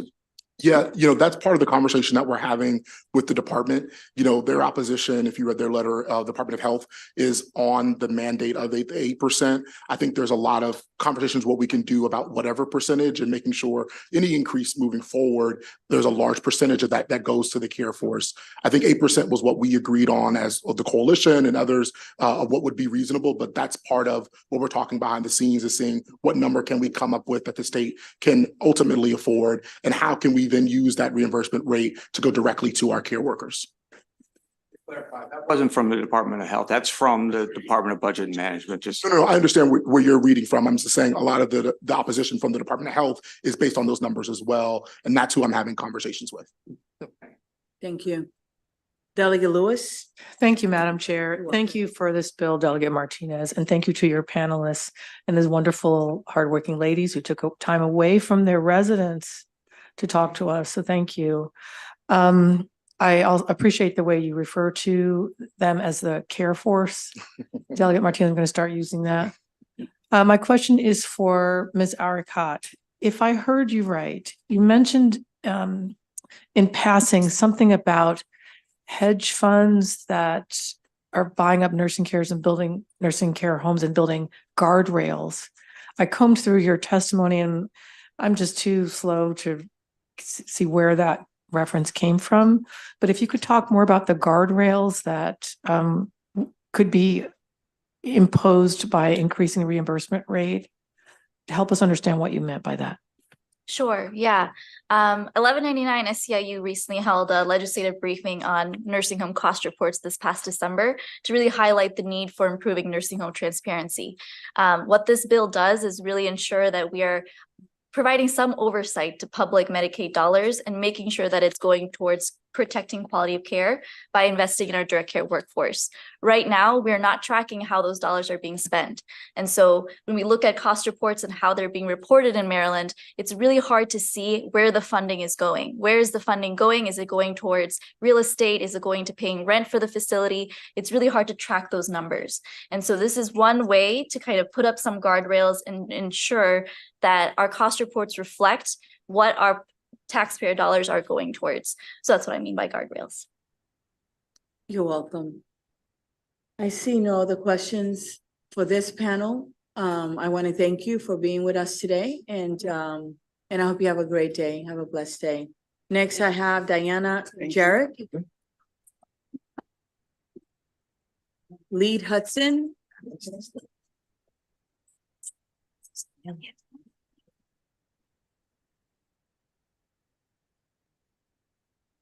Who would like to get started, please? Would you like to go first, sir? I will go first, Madam Chair. Members you. of the committee, thank you very much. I am Lee Hudson. I'm a member of the board of the Maryland Citizens Health Initiative. For more than 20 years, we've been engaging a statewide coalition of community labor, religious, professional, and public interest organizations in the interest of gaining healthcare access for all Marylanders. We are here just to say me too, and our understanding is that the primary beneficiary of this bill will be the physically and medically vulnerable residents of care facilities or services who will require a stable and competent labor force. Thank you. Thank you. Thank you so much. Next, please. Good afternoon, everybody. Diana Jarek. I'm an attorney at the Public Justice Center at the Workplace Justice Project, where we support workers in their quest to earn an honest day's pay for an honest day's work. I would like to echo my co-testifier and say me too. And I just, you have my written testimony, and I want to leave you just reemphasizing the words of another testifier, Ms. Rhonda White, that our facilities are short-staffed because wages are too low. This is a publicly funded workforce, and we can fix this problem by passing a bill just like this. 22 other states have done the same thing, and we urge a favorable report on this legislation. Thank you. Thank you. And can I tell you that the committee loves me too? And then for the next two bills that are here, you know, we have a lot of witnesses. Me too works really beautifully. Thank you very much. You can stay there for a second. There is a question from Delegate Hill, sir. Okay. Oh. Okay. Yes. The Department of Health points out that while they set Medicaid reimbursement rates, they have no control on what those providers pay their employees. So even if I think the implications, if we go up 8%, that doesn't mean that that's going to be passed through to the workers. Can you speak to that? I am not the expert on this, but I can briefly say that the legislation does contemplate that issue by requiring that the nursing care facilities report how they're spending these dollars by ensuring that 75% of that increase is going directly to wages for workers. If that is not a thorough enough explanation, I would love to yield my time back to Ms. Aricott, who really is the policy expert on this. It's okay. Thank you. Any other questions? Seeing none, thank you so much for Thank your you. testimony today. Really appreciate it. And we have a panel of unfavorable. We have Ms. Donna Kaufman and Mr. Aaron Greenfield. Will you please come up?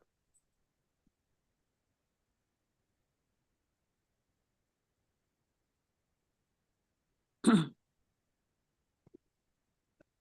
like to get started? I'll get started if that's okay. Thank Ms. you. Kaufman. I didn't need an invisible buddy. No, Delegate. you have one there. Yeah, well, Madam Chair, Madam Vice Chair, members of the committee, Aaron Greenfield here on behalf of Leading Age Maryland, an association comprised of nonprofit providers. We request an unfavorable report on House Bill 462. Medicaid providers have experienced chronic underfunding coupled with rising costs, causing them to either operate in the negative or with very small margins. Unlike other businesses, these providers are unable to pass added costs onto their consumers. If you read the bill places an unequitable mandate on only nursing homes. And the bill, if you read this very carefully, while the 8% Medicaid reimbursement rate increase applies to all providers, which is probably why we got a huge report from the Department of Health on the budget implication. And by the way, we would take 8%, but this fiscal year or next fiscal year, we understand that the budget appears to be a 3% Medicaid reimbursement rate increase. But it applies to all providers during those 3 fiscal years. Only nursing homes are subject to the 75% payment requirement and the cost report. The 75% requirement fails to consider several issues, fails to consider the fact that the last few years, the mandated rate reimbursement increase has been both a floor and a ceiling. Unfortunately, rates are not based on the cost of providing care, but what is determined allowable in the state budget. By constraining how the rate increases must be spent, Medicaid providers are limited in addressing the other cost factors such as increases in transportation services, food prices, medical equipment, insurance, building revitalization, general maintenance, and I could go on and on. Our members continually evaluate wages and increase wages and benefits to better support their team members. In fact, many of our members report having increased wages more than 20% over the previous 4 years. However, reimbursement mechanisms must be aligned to ensure providers are able to meet rising costs in other areas of operations. For those reasons, I respectfully request an unfavorable report. Thank you for your testimony. Next, please. For the record, Dana Kaufman, I'm here on behalf of Lifespan Network, and I'm really going to complicate things right now. So as it relates to, I'm going to kind of put this in buckets. So right now we've got the fiscal year for the 3 fiscal years, the 8% increase in rates with the 75% each year having to go to wages just for the nursing homes. On this issue, the problem that we have is if we were 100% Medicaid, there would be no issue. But the issue that we're having is the fact that our payer structure is not 100% Medicaid. We may have, and we do have, facilities that are 50% Medicaid. So under this bill, your expenses are increasing and you have to increase your salaries for everybody because you can't just pick and choose which nurses are caring for Medicaid residents or patients. So if you, to put it really, simplify it, if your expenses go up $100, but you only have 50% Medicaid, you are only going to get reimbursed the 50, for $50. So somehow you are going to have to find the other 50, which could be private pay, VA, Medicare. Those rates aren't going up. So we have to talk about how would we then handle that payer mix. It's very similar to what happened on the provider tax quality assessment program, which creates winners and losers because of that payer mix. It gets very complicated. Taking aside the nursing homes and looking at the other home and community-based services, it is a challenge right now across the whole continuum to hire. We are all going after the same group of workers, but the reimbursement rates or the payment rates are not equal. So it is very hard for home and community-based services to be able to pay even what nursing homes are paying right now. So there is a concern regarding upsetting that continuum even more. So we need to take that into consideration. And if anybody wants to ask me any questions about the affordability and sustainability, I'd be more than happy to talk about that. That's a new one. Okay. Are there any questions for this panel? Delegate Olson. I almost want to bite. Okay, my question is, last year, skilled nursing facilities received an 8% rate increase. Do you know what percentage of Medicaid funds is going directly towards the workforce currently? Sure. Just to clarify though, that increase of 8% was done because we accelerated the minimum wage increase. So when the General Assembly passed the first phase in for the minimum wage, Medicaid providers, as well as behavioral health and DD, got the 4%. That 8% was to compensate for the $15 minimum wage. So I think it's important to remember that. I will also say, I don't have the exact percentage. I don't know. I don't know if we would be able to, we do cost reports. I don't know if I would be able to glean that. We also have payroll-based journals that we have to do for the federal government. But I do know that looking at our costs, because we have to recruit and retain, we are paying more than the minimum wage just to do that. And it's not just the wages, but it's also giving bonuses and benefits as well, which aren't getting computed into when you consider the wages. I will say I know a lot gave bonuses during the pandemic.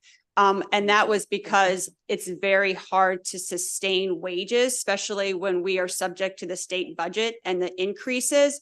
And it's very difficult. You can't decrease wages. So providers were very mindful of that. And that's why you saw a lot of bonuses being paid as well. Thank you. Delegate Hill. Thank you, Madam Chair. I'm your Huckleberry.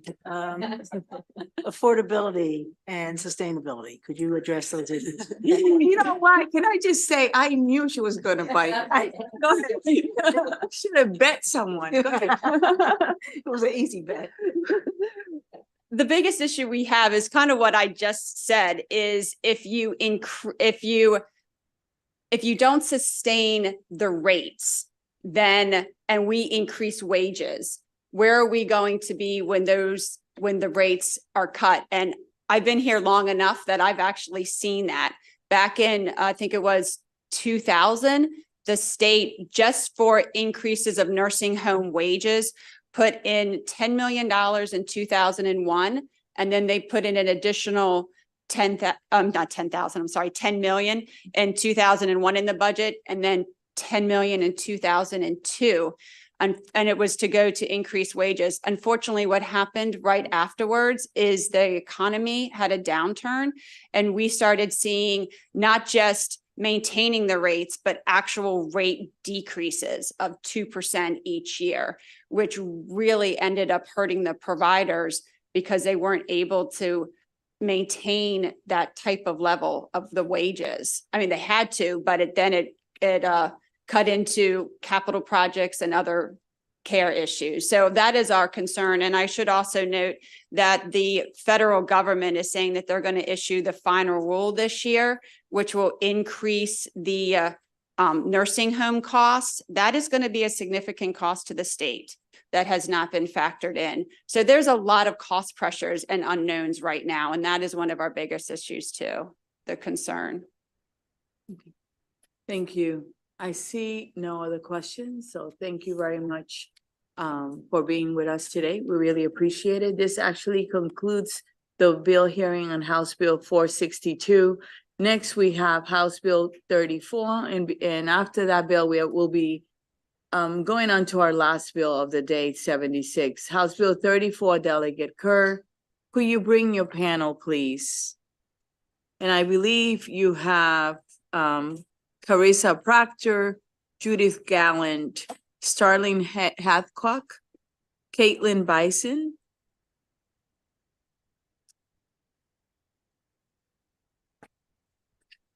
Thank you, Madam Chair. And Caitlin Bison is a virtual witness as well, but she's part of the sponsor panel. Okay, great. Good afternoon. Good afternoon again, Madam Chair, Madam Vice Chair, fellow members of Health and Government Operations. I am Delegate Ken Kerr, presenting House Bill 34, Interstate Social Work Licensure Compact. So in recent years, the professions have been using interstate compacts to facilitate occupational licensing reciprocity among states. Maryland General Assembly's passed similar compacts for other health occupations, including nurses, psychologists, licensed professional counselors, physical therapists, occupational therapists, and speech language pathologists. So some of the goals of this compact are to eliminate barriers to practice and to client care with ensuring public protections, to give social workers mobility and support relocating military spouses, to improve access by consumers and improve continuity of care when clients travel or relocate. So more importantly, a compact license gives employers the ability to recruit social workers from other states. This is certainly important when our neighboring states adopt this compact. It takes 7 states to pass legislation to begin the implementation of the compact. Missouri has already passed a bill. Maryland is among 23 states looking at this legislation this year. Nearby, we have Virginia, Pennsylvania, and New Jersey. Another important factor is that Missouri and the next 6 states to adopt this compact will become charter members and will be able to make the implementation decisions that will govern the compact going forward. So states gain a supplementary layer of oversight of social workers who may enter their state to practice. The data systems will allow states to verify instantaneously that social workers based in other states have met defined standards and competencies and are in good standing in their practices with other states' regulatory boards. The compact system will help states better protect the public. You'll notice there are a lot of other people who are interested in this bill and who have signed up, and I hope that they take the example of the previous panel and offer several Me Too's. With that, let me turn it over to Carissa Proctor.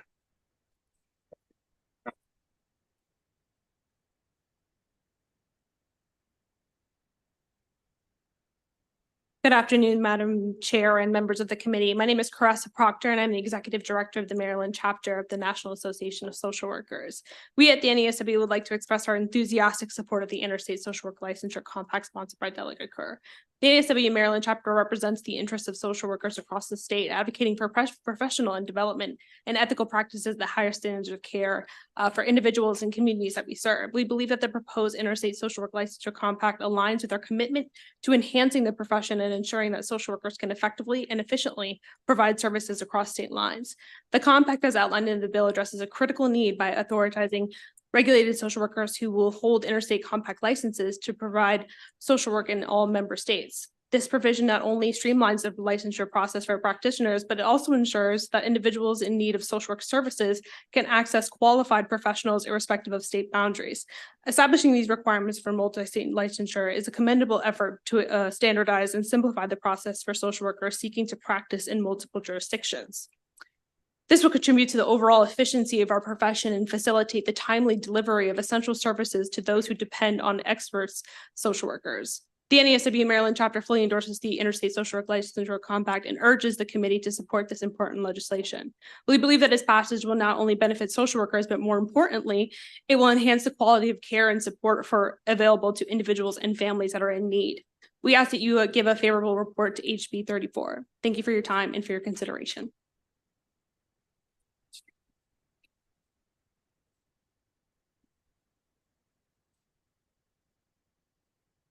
Dear Madam Chair and distinguished members of the committee, thank you for considering my verbal testimony, and I'd like to say me too. But once I would like to invite you to peer into the lives of a couple of individuals, and I did submit written testimony on this as well.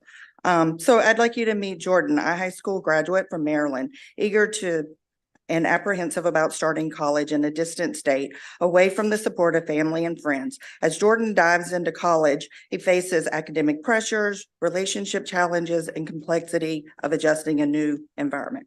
Unfortunately, these stressors trigger a resurgence of symptoms. Seeking help, Jordan contacts me, his previous therapist. However, they learn that I cannot provide telehealth services across state lines due to a lack of an interstate compact. Consequently, Jordan must begin anew, rebuilding rapport and trust with a different therapist. And I'd also like you to meet Jamie. Jamie's endured years of intimate partner violence, summoning the courage to leave their abusive relationship and relocate from Maryland. Jamie encounters distressing revolution when she realizes that we are unable to maintain our therapeutic services through telehealth if she moves. This news sends her into a spiral, and her difficult decision lands her to remain in Maryland, where she continues to receive support, albeit during ongoing abuse. Jordan and Jamie's plight underscores an urgent necessity for the Interstate Social Work Compact in Maryland. With this legislation firmly established, each could seamlessly continue their therapy session with trusted therapists via telehealth, ensuring a smoother transition into college life and fostering improved mental health outcomes during this pivotal journey in life. Maryland has a unique opportunity to improve access to mental health care by enacting the Social Work Compact. By breaking down barriers for vulnerable populations and leveraging telehealth, we can address the mental health crisis plaguing our nation while bolstering Maryland's economy. Let's take decisive action and make Maryland a trailblazer in mental health care reform. Thank you. Next, please. I thank Madam Chair and the committee for the opportunity to share our strong support for House Bill 34. I'm Judith Gallant, representing both the Greater Washington Society of Clinical Social Work and the Clinical Social Work Association. The society includes clinical social workers practicing in 3 jurisdictions: Washington, D.C., Maryland, and Northern Virginia. The CSWA is a nationwide umbrella association of state-based clinical social work societies. The concern most frequently voiced by our members is the current roadblock to providing continuity of mental health care to patients who move out of state. Imagine this: my patient needs to move to Virginia to care for an elderly parent. I'm not licensed in Virginia, and I would currently be unable to continue to work with this patient unless they traveled back to Maryland for every session. I can only continue working with that person through the additional expense, documentation, and waiting for application review and approval for a Virginia license. Were a patient at a time of great stress cut off from the ongoing care of a trusted psychotherapist, that person could experience a deterioration of his or her underlying condition, especially if the patient suffered from an illness such as major depressive disorder. Our national organization hears concerns about this problem from its members throughout our country. Without this social work compact becoming law, patients have unnecessary roadblocks to access continuing care from a trusted provider. Another benefit, with Maryland in the social work compact, social worker spouses of our military members who need to relocate when the service member is reassigned to another state are given the ability to maintain a stable income from their profession without needing to become relicensed in the new state. We urge a favorable report from this committee and speedy passage by the General Assembly. If Maryland is one of the first 7 states to pass the compact, it will have a strong voice in setting the rules. Thank you. We're going to take the virtual member of the sponsors panel now before we open for questions. Ms. Bison, you want to go ahead? Yes, hello. My name is Caitlin Bison with the Council of State Government. We can barely hear you. Can you I'm so get sorry. closer to the mic? Thank you. Hello, can you hear me? That's better. Okay, my name is Caitlin Bison with the Council of State Governments, and I'm here to provide some background educational information on the compact. CSG, through the National Center for Interstate Compacts, has facilitated the development process for all 16 active occupational licensing compacts, including the 7 that Maryland is already a member of. The compact was created through a cooperative agreement between the Department of Defense and the Council of State Governments. And for 18 months, CSG developed the compact language with stakeholders within the profession. This compact is similar in form and function to the 7 that Maryland is already a member of. A social worker must hold an active, unencumbered license in their home state to be eligible for a multi-state license. Licensees must also pass a background check and meet other eligibility requirements. The compact preserves the authority of each compact member state, and a licensee practicing under a multi-state license must abide by the laws that govern the practice of social work in that state. The Maryland Board of Social Work has jurisdiction over anyone practicing in Maryland under a multi-state license.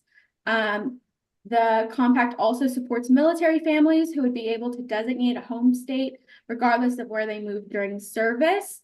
And the Social Work Board would hold the ability to take disciplinary action on a social worker's multi-state authorization to practice and report that information through the shared data system that will be available via the compact.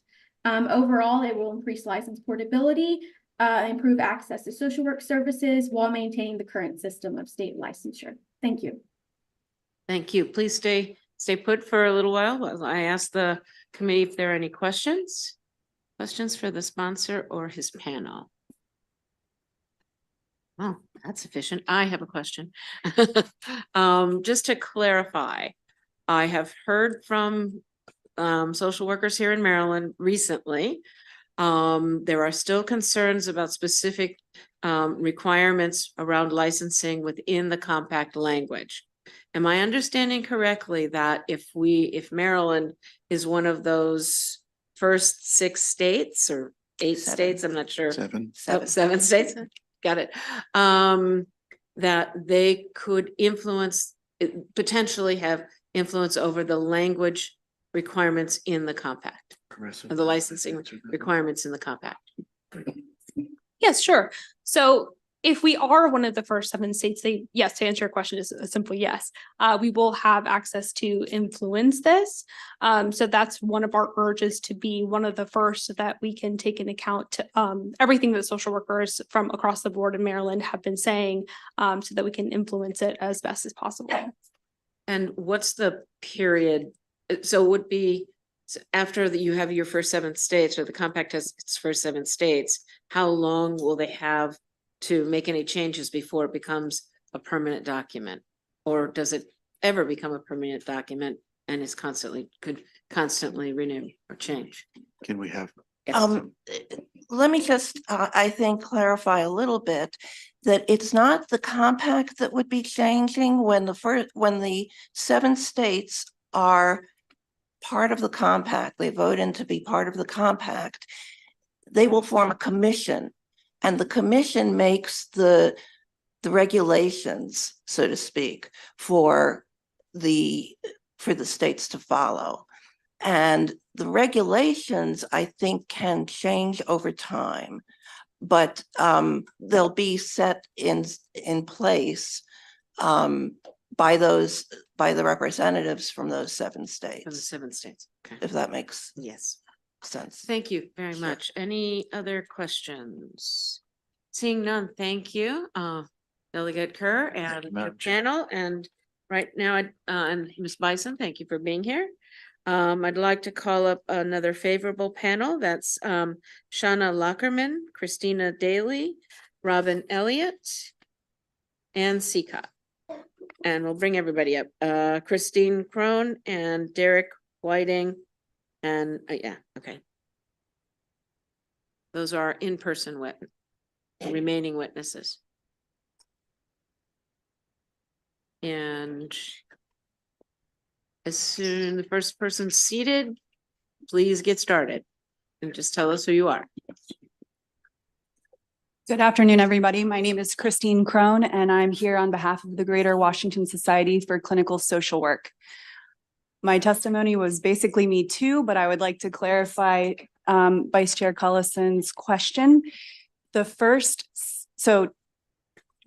Currently this year, 23 state legislatures are considering the social work compact.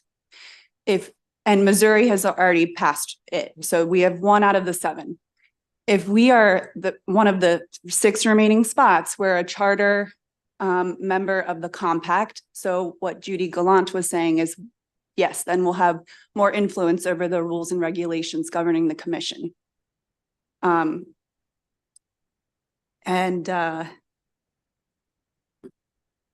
also wanted to just focus on the portability for military spouses. I've heard from a lot of members how their spouse's housing allowance won't even cover them to live in the Annapolis area. So they just are really excited to get to work and under the compact. Thanks. Thank you. Go ahead. Thank you to the committee for this opportunity to ask for your strong support of House Bill 34. My name is Hannah Lockerman, and I represent the Greater Washington Society for Clinical Social Work. I'm here to share my experience as a Maryland-based clinical social worker specializing in perinatal mental health.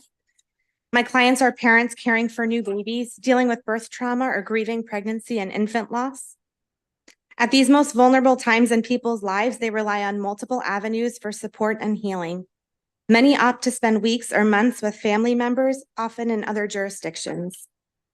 Research has shown a direct correlation between parental mental health and child well-being.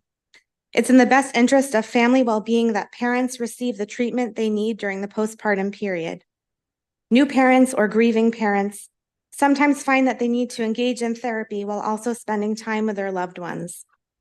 Unfortunately, some must choose between staying in Maryland to receive the therapy they need or surrounding themselves with family members out of state. Clients who would like to have both family support and therapy must drive back to Maryland and pull over on the side of the road to meet with their therapist via telehealth from within state boundaries. This places undue stress on already struggling clients. Without this social work compact becoming law, clients face unnecessary roadblocks to access needed care. We urge a favorable report from this committee and a speedy passage by the General Assembly. Thank you. Next. Good afternoon. I'm going to jump in. Members of the committee, thanks so much for allowing me to be here today. My name is Christina Daly. I've been a licensed social worker in Maryland for the last 10 years, and I've been in healthcare settings all 10 of those years. I currently serve as the Director of Social Work and Outreach at Chase Brexton Healthcare, which is a federally qualified healthcare facility. I want to wholeheartedly say me too, and just highlight a couple of things that they've already been said. I just want to go into a little bit more detail. I think generally social workers have really struggled with continuity, but as well, we've struggled with accessibility. When you allow states to participate in these compacts, you're allowing for a better, more effective system of licensure standards and practices.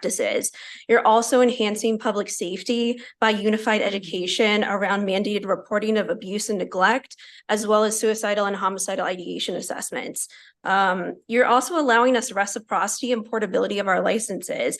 And that's so important because prior to now, we had to apply to individual licensing boards, which can be really burdensome and hard to go through.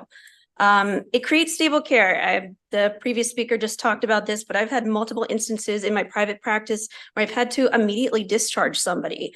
And this happens all the time in the DMV area. We're only 20, 30 miles away from the next state. That's very disruptive, and it really causes patients to fall out of care. So I really think that the development of this compact is necessary for this profession, especially as the landscape continues to evolve. That includes telehealth now, and it includes, thinking about where and when we're going to intervene with patients. We're facing a dire shortage of social workers generally, and I think that this would really help with reaching our marginalized communities and helping them to access the care that they desperately need. So thank you. Thank you for your testimony. Next, please. Thank you, Madam Chair, members of the committee. I'm Ann Seacott, and today I am wearing the hats on behalf of the Maryland Addiction Directors Council and the Maryland Association for the Treatment of Opioid Dependence. In strong support of House Bill 34, because as addiction treatment programs, they are sorely lacking in enough staff. They are absolutely part of the workforce shortage challenges that the whole state, the whole nation faces.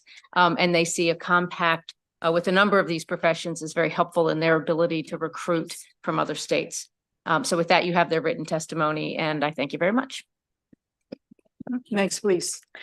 Good afternoon, Robin Elliott. I'm here today on behalf of the Maryland Community Health System, which is a network of FQHCs, the Licensed Clinical Professional Counselors of Maryland, and the Coordinating Center. This panel said it all, so I'm a me too. Oh, yeah. Thank you. So I think now we're going to open it up for questions. And I have actually one that I would like you, maybe it's premature, to clarify. We have a work group that is looking at whether or not to require an exam, right? Because of the data of the communities of color, right? Not performing well. Like the data is really very clear and convincing. If they were to decide not to require a test, how would that work with this compact? Who's the best person to answer that? Madam Chair, I am very happy to answer that. What happens with the exam in Maryland or any other state impacts the state license. So if we decide in Maryland to move to no test or test optional or these, various alternative pathways to licensure, that is what is required for the Maryland state license. And somebody can do that however our state allows that to happen. There is going to be this second license, we hope, this multi-state license, which has its own requirements that may differ from what the state requires for its license. And in this case, there is a national exam required currently in the compact. And so for a person that wants to become licensed in Maryland, if they want to have the mobility that the multi-state compact allows, then they will need to pass an exam. If they are very happy being in Maryland and if they want to practice in another state or, they can, as people can now, get a license in another state as well, go through a burden and an expense to do that, but they can still get that license in Maryland. So they are not necessarily dependent on one another. And I think that we come forward with this very respectful of the work group process, which is very much focused on that exam and those pathways to licensure. This is a tool we see as mostly being about workforce development, trying to be able to attract workforce to the state. And as has been said, if we're one of the first states, we hope to be able to influence things in terms of how things move forward and how that relates to states doing different things with exams and their own licensure requirements. Thank you very much. I appreciate the answer and the clarification. Vice Chair Collison. Thank you, Madam Chair, and thank you, Ann. That was a really good explanation. But it made me think that we probably absolutely need to clarify that being a licensed social worker in Maryland wouldn't automatically make you a member of the compact. You have to opt into the compact and meet the requirements of the compact in order to be a part of it. Is that correct? That's correct. Thank you. Thank you. Any other questions? Delegate Johnson. Thank you, Madam Chair. And forgive me if I didn't see it in the bill, but I know other compacts have fees to belong to the compact. Would this one be the same? Yes, I believe it's the commission that will end up setting those fees. And then I think the state licensing board will also have some say into how that works, but the fees are not defined in the bill. See no other questions. Thank you so much for your testimony today. We really appreciate it. We have next Derek Whiting, and we have a virtual witness, Lynn Nash. Will you be so kind and bring her up?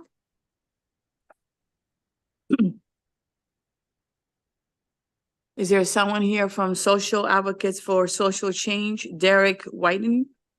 It says in-person testimony. Derek, don't see the person.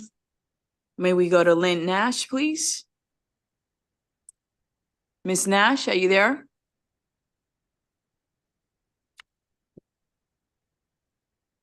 If you could bring them all up, we have Christopher Arnold, Daphne McClellan, and Rachel Doyle.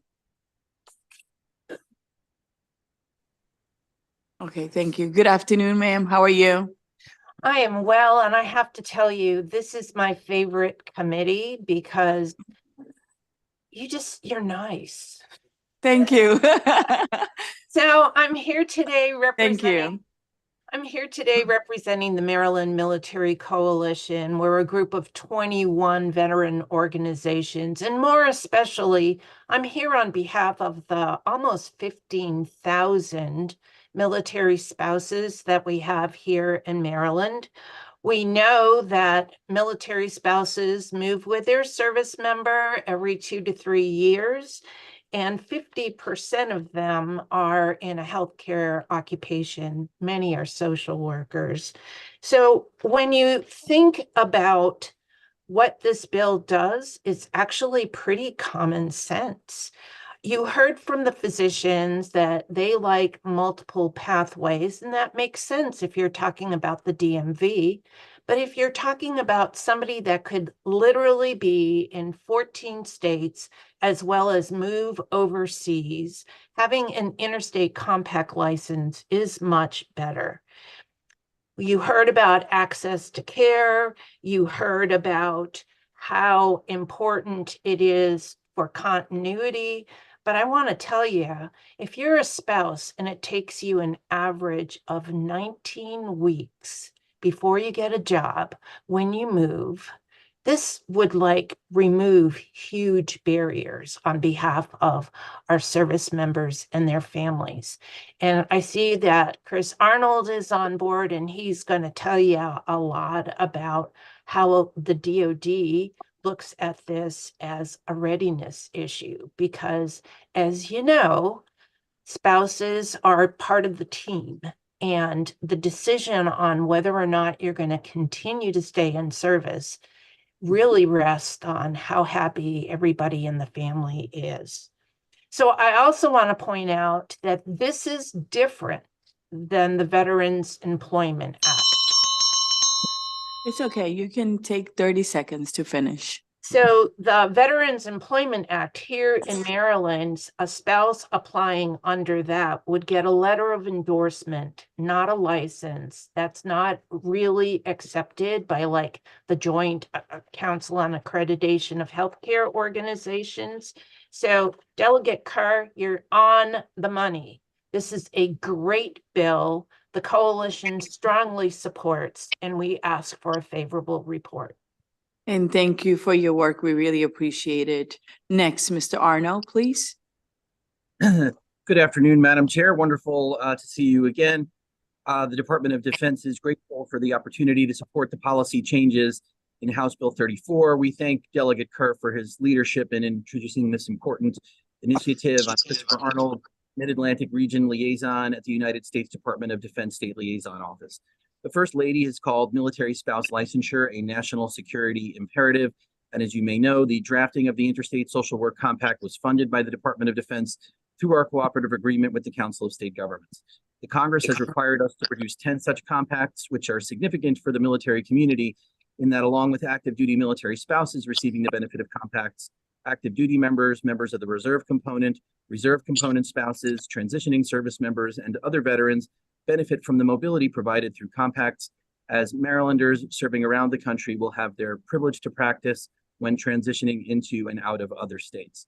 Federal law also requires the secretaries of the military departments to consider a state's membership in interstate licensing compacts when evaluating strategic basing decisions. This consistent framework ensures optimal employment conditions for service members and their families and correlates directly to military retention, recruiting, resilience, and readiness.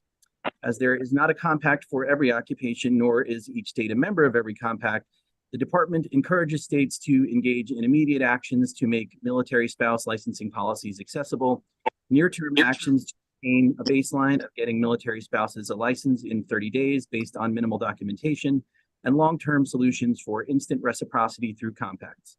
How fast these actions and solutions can be approved and implemented is up to the states. As always, as liaison to the Mid-Atlantic, I stand ready to answer whatever questions you may have. Thank you so much, both of you, for being here today. Are there any questions for these two panelists? Seeing none, thank you so much. Please say hello to our colleague, former colleague, Geraldine Valentino Smith. Thank you very much. Can you bring up the two other witnesses, please? Thank you. Have a great day.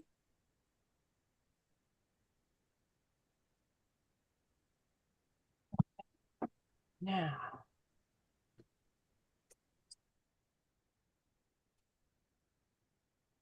Good afternoon.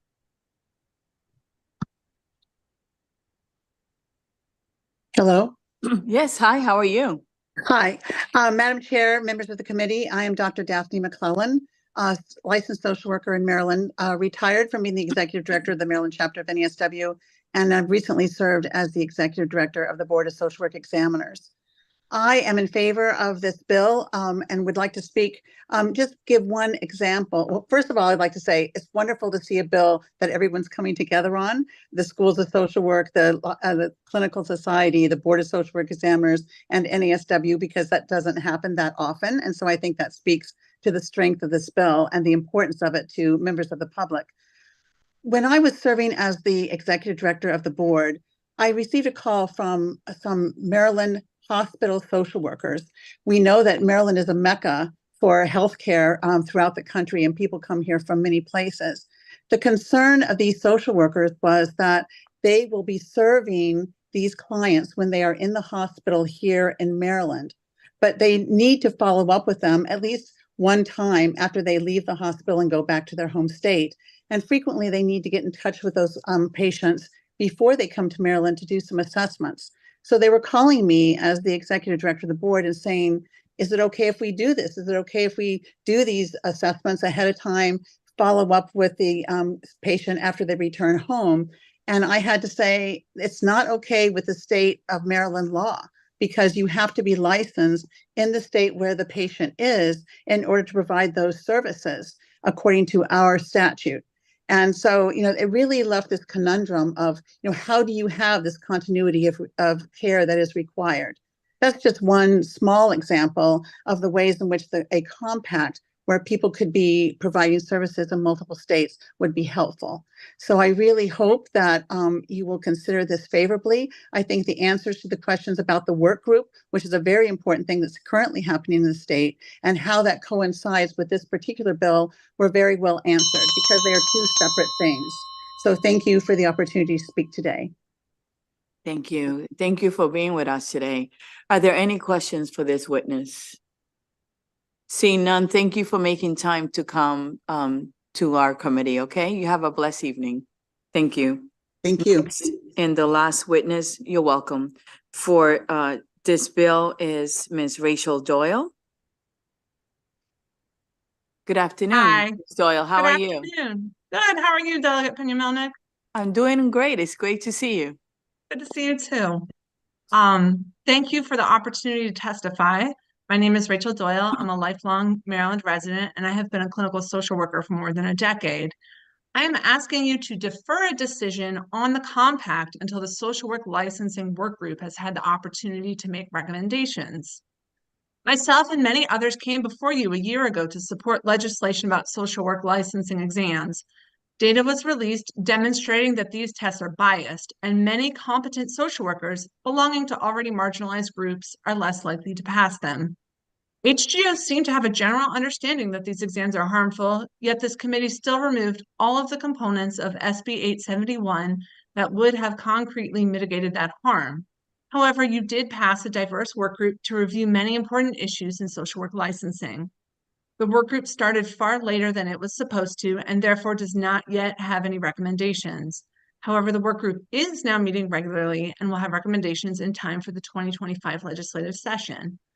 On one hand, the compact has the potential to improve access, especially for smaller, underrepresented communities. However, this compact requires a qualified national exam to obtain a compact license. Since ASWB is the only national exam for social work and will be for the foreseeable future, this language cements ASWB exams, their millions in profits, and their harm in a way that will make it next to impossible to remove in the future. Clearly, this is a nuanced issue that deserves work group discussion. It would be premature to pass the Interstate Compact without the valuable input of the work group that you put into place. If you do choose to pass the Interstate Compact as it is without work group input, it will be clear to Maryland social workers that the work group was not created for its stated purpose, but intended to quiet dissent while maintaining the harmful status quo. With no proof that these exams protect the public or are correlated with competent practice, but proof that this exam further harms already marginalized communities, I ask you to consider the harm of passing this compact without an opportunity for work group discussion. Thank you. Sorry over time, and I welcome any questions you have.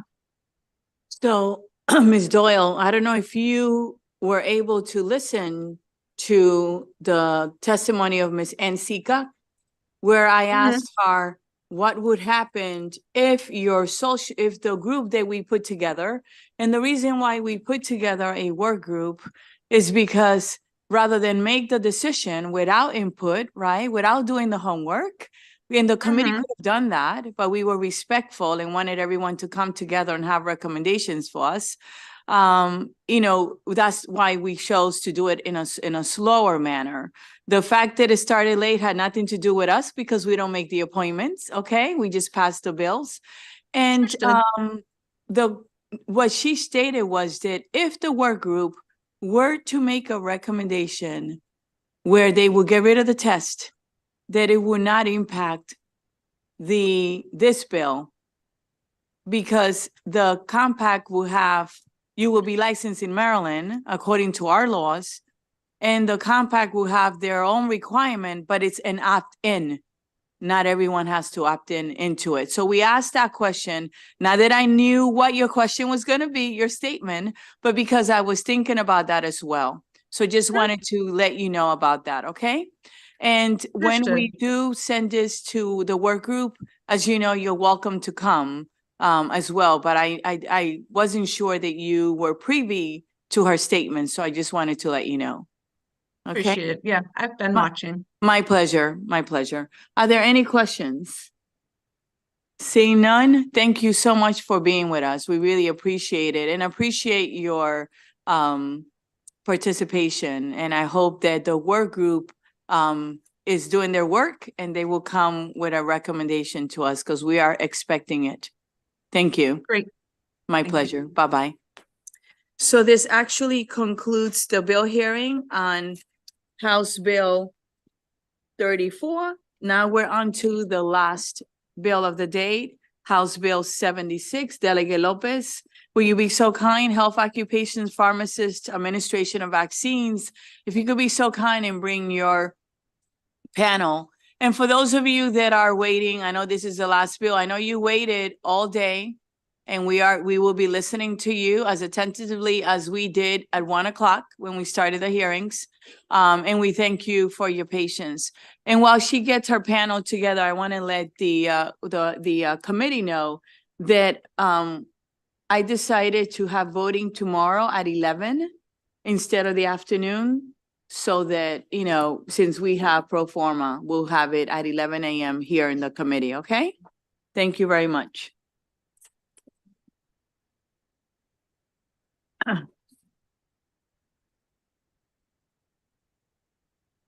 Good afternoon.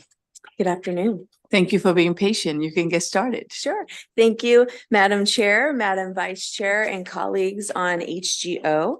For the record, I am Delegate Leslie Lopez, here to ask for your favorable support for HB 76, which makes permanent the current option for parents to immunize their children at pharmacies.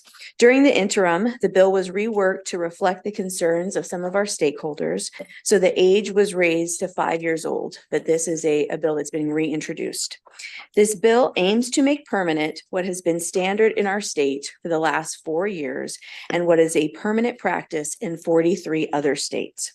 For 4 years now, Marylanders have been able to bring their children to their pharmacists for routine childhood vaccinations like RSV and the flu. This provision of federal law, called the PrEP Act, is a product of the Trump administration. It is set to expire at the end of this year on December 31st.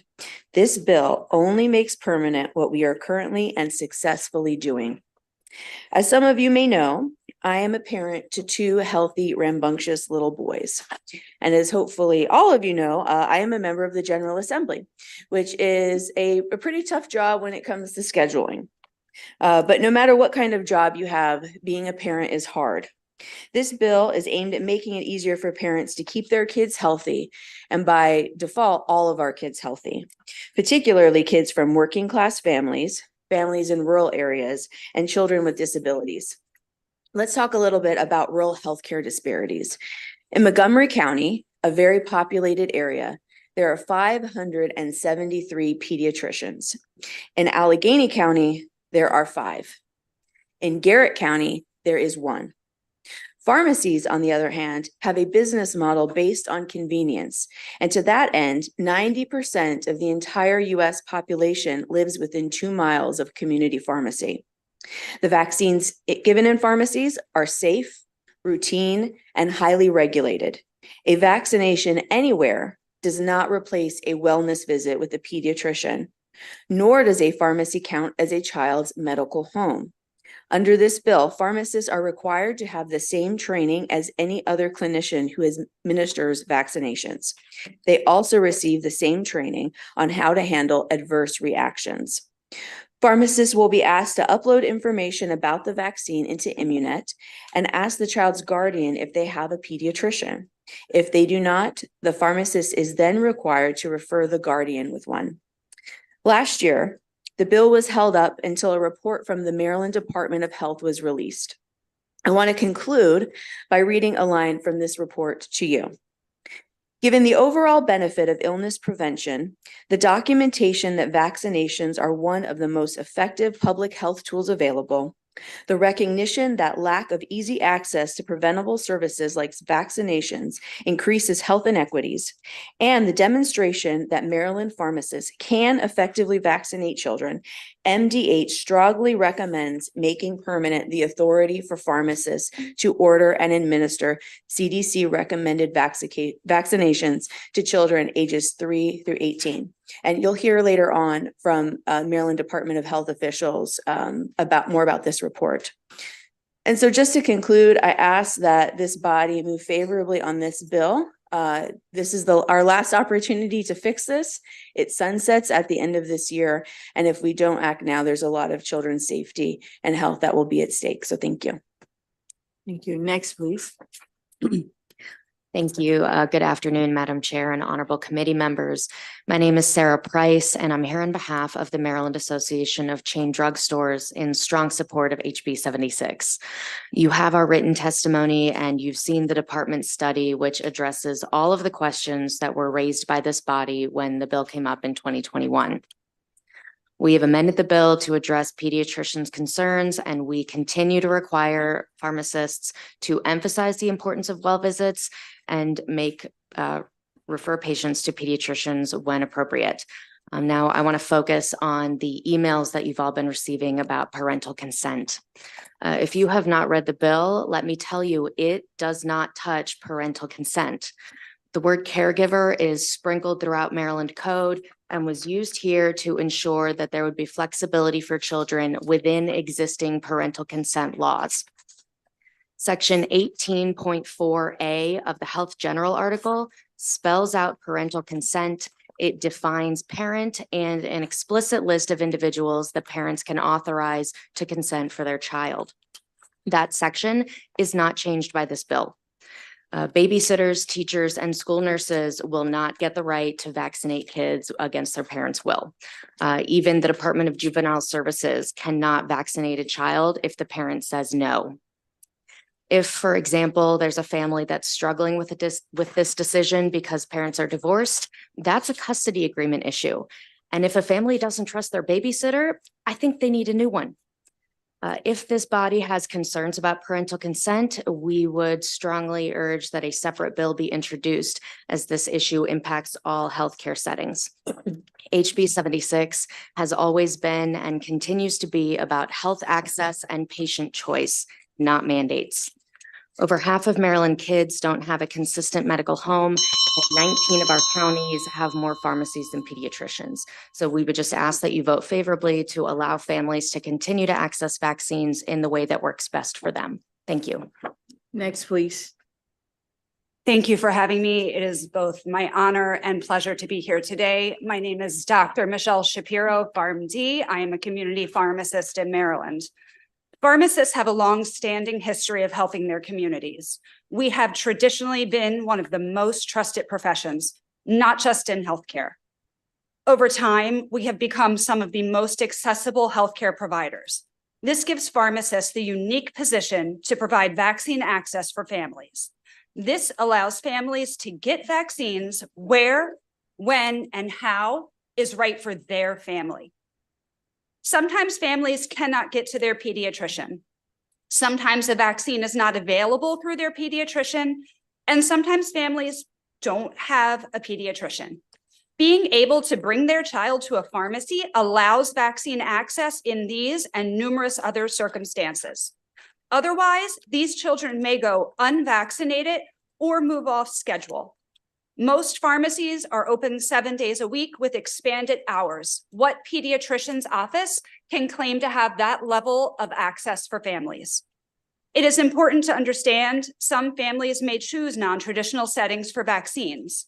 Some families choose to come into the pharmacy together so that everyone can be vaccinated at once. This convenience is key for many working families, consolidating their appointments. Some families bring their children to the pharmacy while the child is ready to be brave and get their shot at that time, allowing the child to have a positive experience and continue to get vaccinated over the course of their lifetime because they have not had a negative experience where they were forced to be vaccinated at their pediatrician's office because we're here, you have to have it done. Pharmacists are trained, willing, and available to give vaccines to children and support the health of Maryland's families. Thank you. Next, please. Good afternoon, Madam Chairman and committee members. Thank you for having me here again. My name is Jill McCormick. I work for the National Association of Chain Drug Stores, and I do state government affairs in 8 states. And I have worked in the past several years in a number of states that have adopted this legislation. So I'd be happy to take any questions around what other states have done.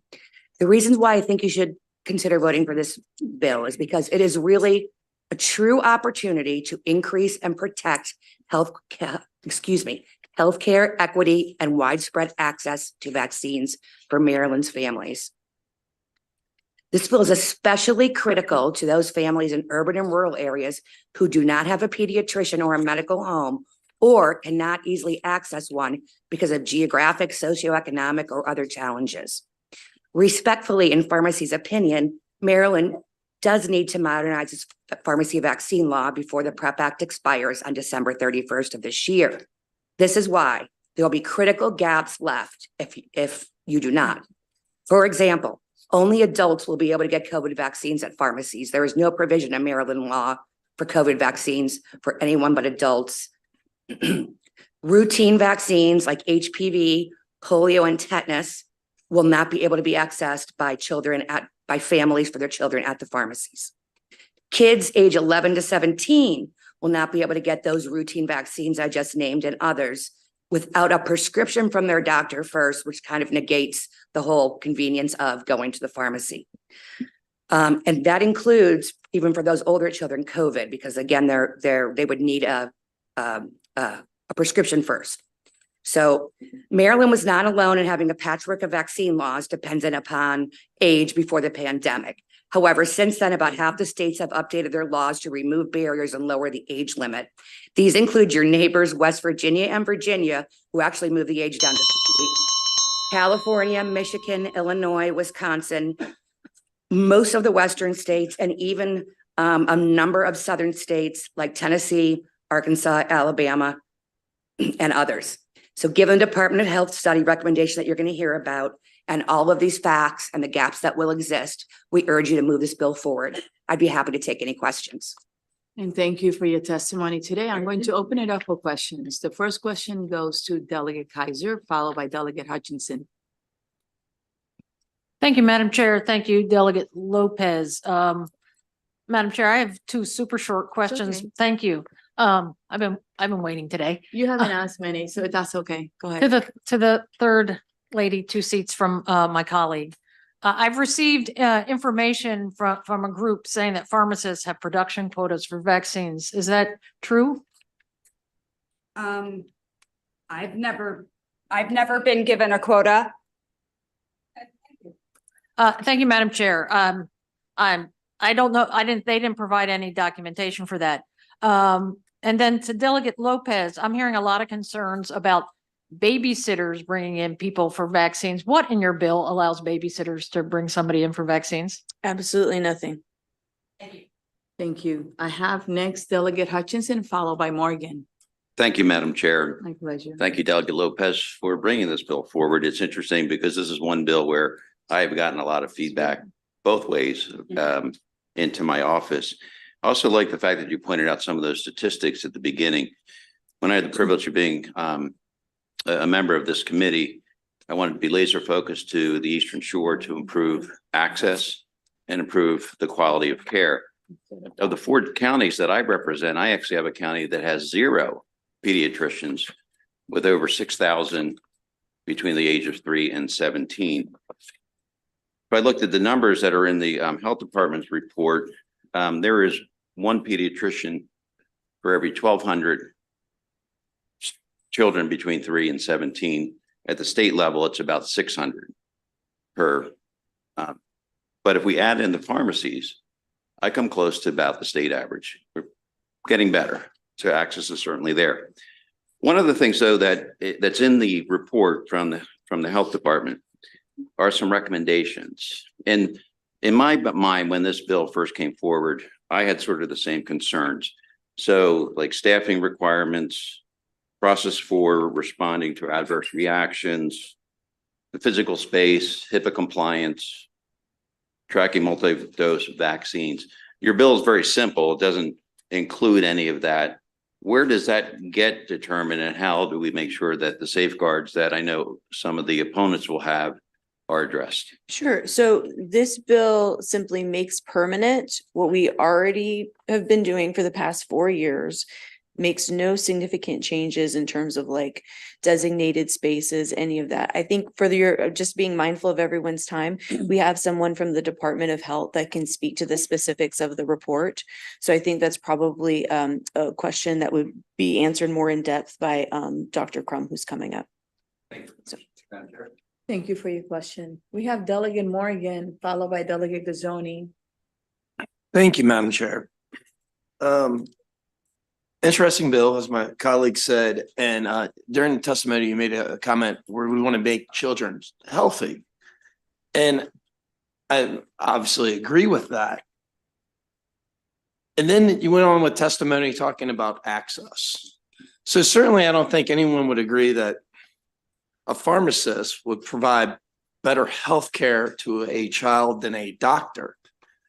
But you said about the access that you made numerous comparisons, your panel did, to pediatricians. So I'm under the opinion that you can also get vaccinated at urgent care facilities. That's correct. Healthcare facility or health department will do vaccination, and school-based health centers can also vaccinate children. So my question for you is just really simple. Every year we deal with PBMs and pharmacists because the PBMs are always sticking it to the pharmacists. And we have numerous bills and workarounds and agreements because the pharmacists are always getting the short end of the stick on not necessarily rebates, but repayments for the drugs they administer.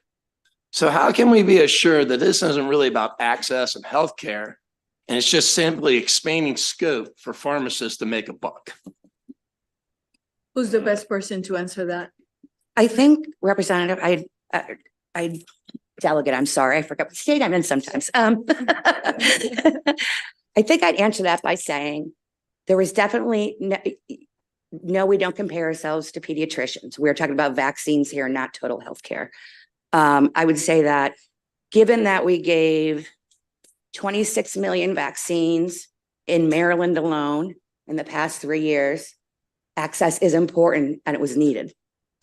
Folks took it, families took advantage of that 26 million. And I think 1.3 million of those vaccines were given to children. We gave 3 out of 4 of the vaccines, of the COVID vaccines. We're on the front line of the COVID vaccine response, giving 3 out of 4 vaccines across America. So it is something, providing patient care as medication experts. I think vaccinations falls right under pharmacy's radar, right into their tool belt. And I think that the public was well served by that. Are we served by that? Of course. But I think it is a great partnership. And I think that we're partnering even more with pediatricians and other primary cares on this one, as we are going, as the bill requires us to counsel every single parent or caregiver that comes in with a child for a vaccine about the importance of well child visits, make a referral if appropriate. I don't know what healthcare professional is better positioned because we are public facing. You can approach us. You come into on average, Americans visit the pharmacy 12 times more often than they visit their primary care, just by nature of what we do and what they do. So I can't think of anyone who's better positioned to help pediatricians recruit new patients and also, monitor their patients that are going out and getting vaccines elsewhere, giving them a reminder that, hey, maybe I need to check in with so-and-so because they haven't been in for their checkup or their well child visit. Yes. So you mentioned the 26 million vaccinations, and that was the COVID vaccine, along with 2 administered plus a booster, plus maybe even another booster, depending on which vaccine you took or how many times you want to get stuck.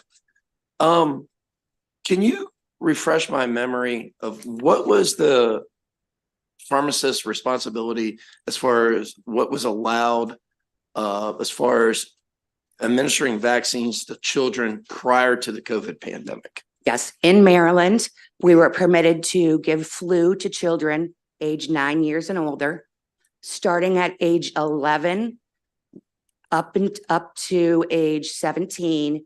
We could give the full range of CDC vaccines, which is what we're talking about mostly today, But you needed to go to your doctor first to get a prescription, then return to the pharmacy to get the actual shot. And then for adults, we can do the full range of vaccines, and that would include the COVID vaccine. I appreciate it. Thank you, Madam Chair. You're welcome. We have Delegate Gazzoni followed by Alston, then Taveras. Madam Chair, I too, like Delegate Kaiser, have had emails and a couple discussions with some folks. We're sharing that pharmacists are understaffed and pharmacies are understaffed and pharmacists are overworked and stressed and burned out. So I'm just curious about how that reconciles with the interest in and willingness to take on this additional responsibility sort of going forward in a permanent kind of way. I would say at both the company level and a personal level, nobody is willing to do something that is unsafe. We are here to provide care and access to that care. And it's also our licenses on the line. I don't think anyone would be willing to do something that wasn't the right thing to do. If I could just add to that, I mean, I think she answered it already. Oh, I'm sorry. Thank you. I It's okay. forgot, sorry. She can ask a follow-up if she wants to. Go ahead. Witness what her comments would be on that question. Thank you. Thank you, Delegate. You're welcome. And I apologize for jumping in. It's okay. So I think every healthcare field is under stress right now, post-pandemic. And I think it's not only in healthcare, I think it's across industries, healthcare or otherwise.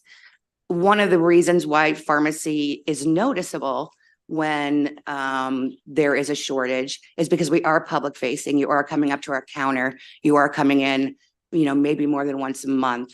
But I don't think that this is a pharmacy, it's necessarily a pharmacy problem. It's a pharmacy only problem. And I think that as pharmacies, as these laws increase with what we can do and what we can offer, and we were able to give 3 out of 4 of every shot during the pandemic, which was the worst time to recruit employees, and we were open the entire pandemic.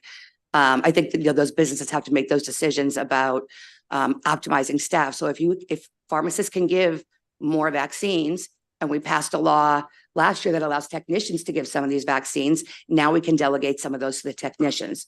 So whenever we sort of move forward, you have to sort of realign and then optimize staff to the best of your ability. There's always going to be tough times. I think, post-pandemic, a lot of industries, including ours, are going through that.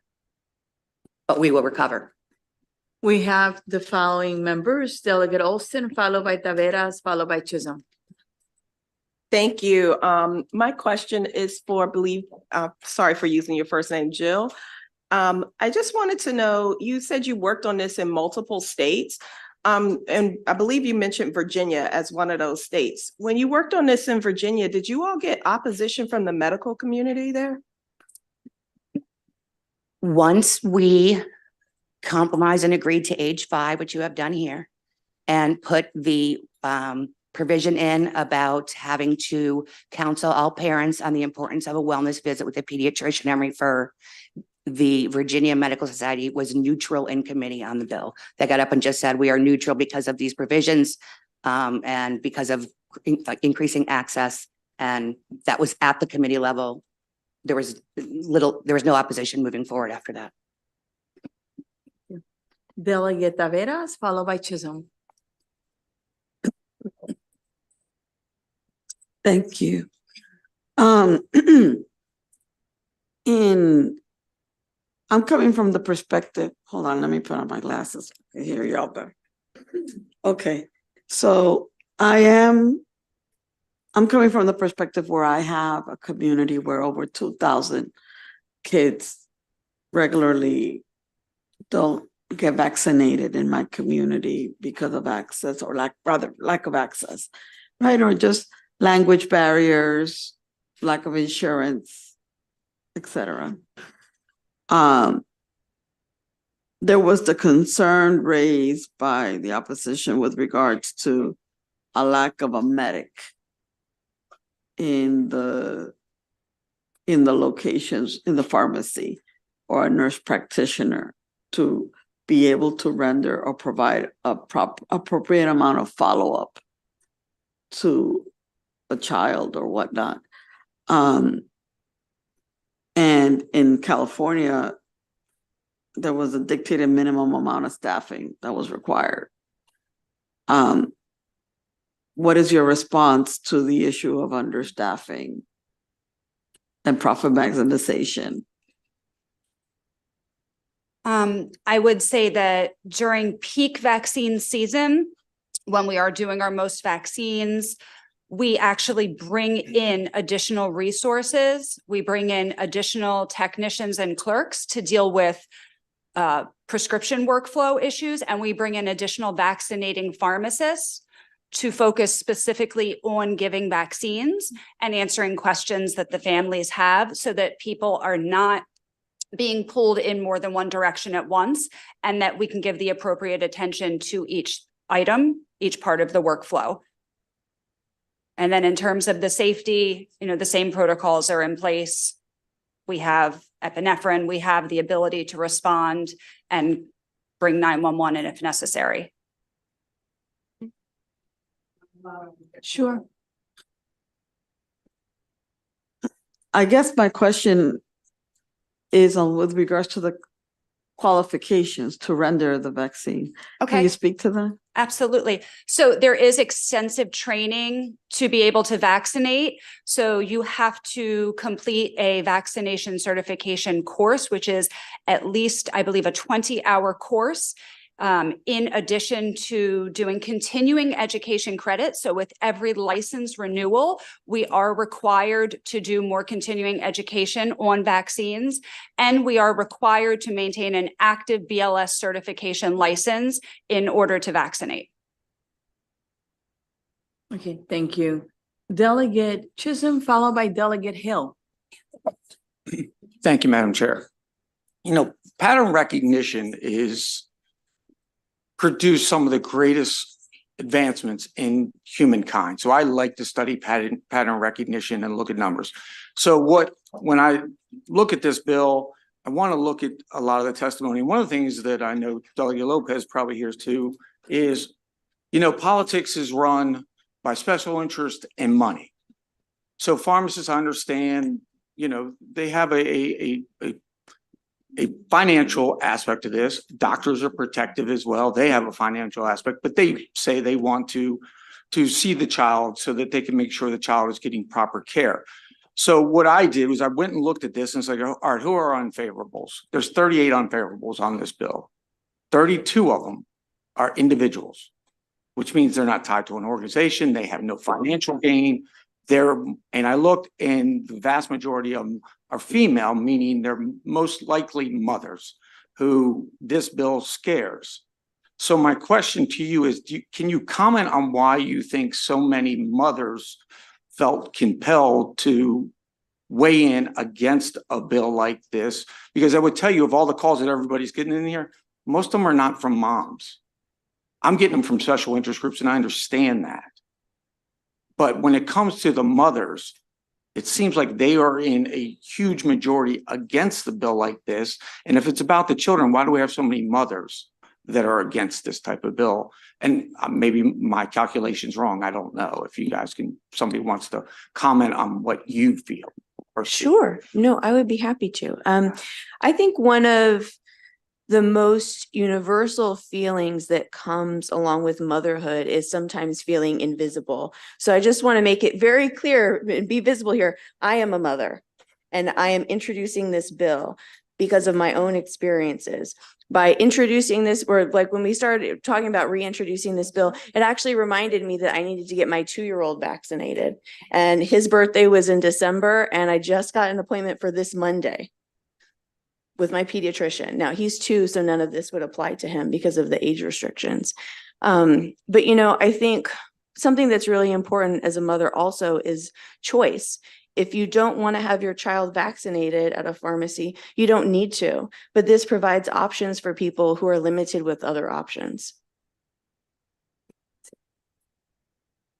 All right. I have Delegate Hill, followed by Delegate Morgan.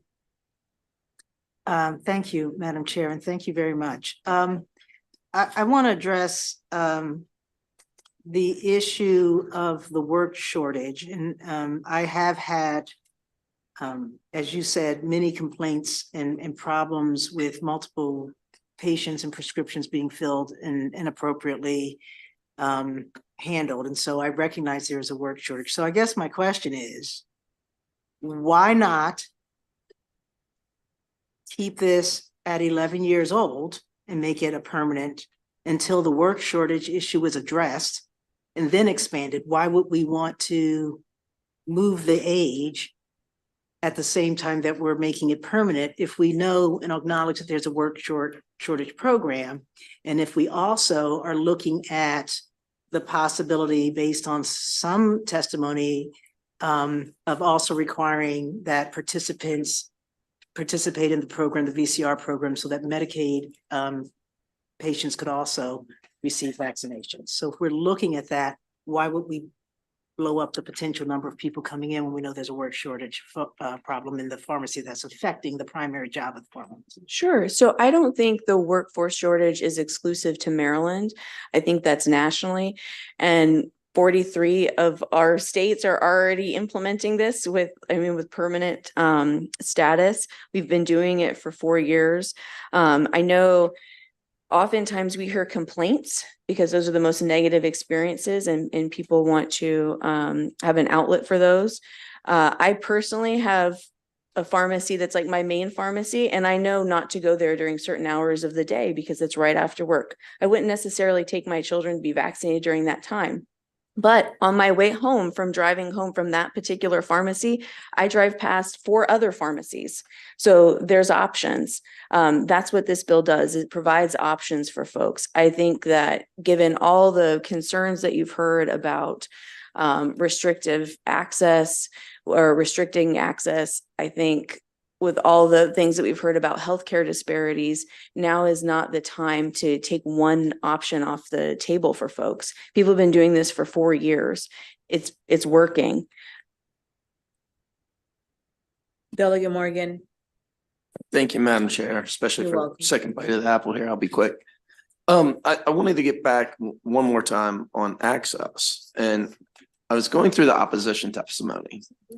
And I believe it's the second letter, this constituent, Jenna Butler, turned in 3 pieces of opposition. But the one that really just caught my eye was the info report by MDH, if my colleagues want to go there. And it's an opposition letter. And the interesting thing about this, it reports back from the study that was done a few years ago.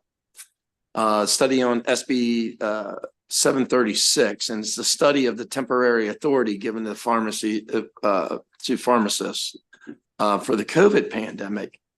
And it has some data in here that just really kind of jumped out at me. In table 1, it said in 2018, vaccinations administered to children by pharmacists were 33,500 and change. In 19, it was 33,500 and change, pretty consistent. In 2020, because of the COVID pandemic, it jumped to 70,000. And that would compare to the testimony that you given earlier. But the thing that really got me on this study is you come down, total vaccines recorded in ImmuNet was actually lower in 2020 than it was in 2019. It says total recorded ImmuNet vaccinations was about a little over 100,000 less. So it got me thinking here, if you expand service and allowing pharmacists to administer vaccines, how are you not, instead of expanding access, how can you ensure that you're not robbing Peter to pay Paul? Do you understand my question? No. That the children that would normally be being vaccinated at a doctor, a pediatrician, or urgent care by a health professional, and now instead of going there, they're going to your pharmacist. How can you ensure that you're not really expanding access? You're just taking patients out of the doctor's office. Who's the best person to answer that question? I think the Department of Health, because I think some of the data in the study actually shows that although pharmacy vaccinations increased by a percentage, we haven't taken that many folks out of the doctor's offices. But it's a little bit more nuanced than that. So I think we probably want to kick it to that. Because it's interesting because it was signed by the former secretary of the Department of Health, Dennis Strader. So- And it actually has a reduction percentage of providers and Inumet. It's actually, it went down. So Immunet is the vaccine registry. It's what you report to. It's not the numbers of and only pharmacies are mandated by law to report to it. I believe everyone is now mandated. Oh, but I'm sorry, did they update the follow-up study? So that I believe is the study that came out in the first year. The bill that passed in 2021 required 2 studies. And the study that came out in summer of 2023 also has a section about Immunet. And it's an analysis of surveys that were sent out to pharmacists and nurses and members of the physicians community. And based on the responses of those surveys, pharmacists are actually more likely to have reported their vaccines into Immunet within the first 24 hours up to the first 2, within their 88% reporting within the first 24 hours. And in most cases in chain pharmacies, that's because that information is automatically uploading every 24 hours. And then 10% report within the first 2 to 7 days, and 2% of pharmacists are reporting out after that first 7 days. The non-pharmacists who responded said that 82% were reporting within the first 24 hours, 14% were reporting into Immunet after that first week had fallen out. So I frankly can't speak to exactly why the numbers were off in that first study, but I also don't think it's fair to be pointing fingers and implying if this is your implication. But I don't think it is. I don't think the drop numbers are stating that pharmacists are not reporting in. That's I just Well, don't no, think these are that two wasn't separate what I'm ones. saying. Okay.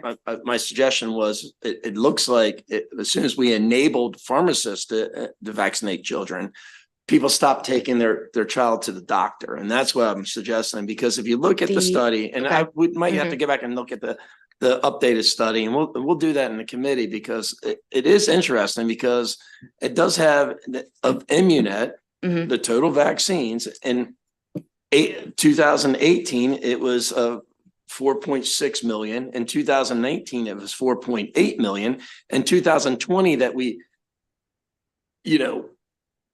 open it up because of COVID, it says 4.7 million, even though pharmacists administered twice as many vaccines.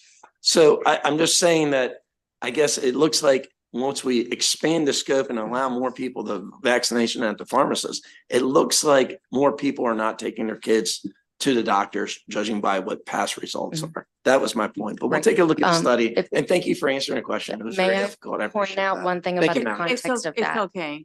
It's all right. Thank you. Delegate Bagno. Thank you, Madam Chair, and thank you to the bill sponsor for all of your work on this. I know that that this particular legislation has evolved from the original emergency order as we've had more expertise, as we've had time to develop best practices. And I really appreciate that within the bill, it talks about the wellness checks and getting these folks into a pediatric home, given that, we need to have the vaccine schedule for schools and for public health efforts.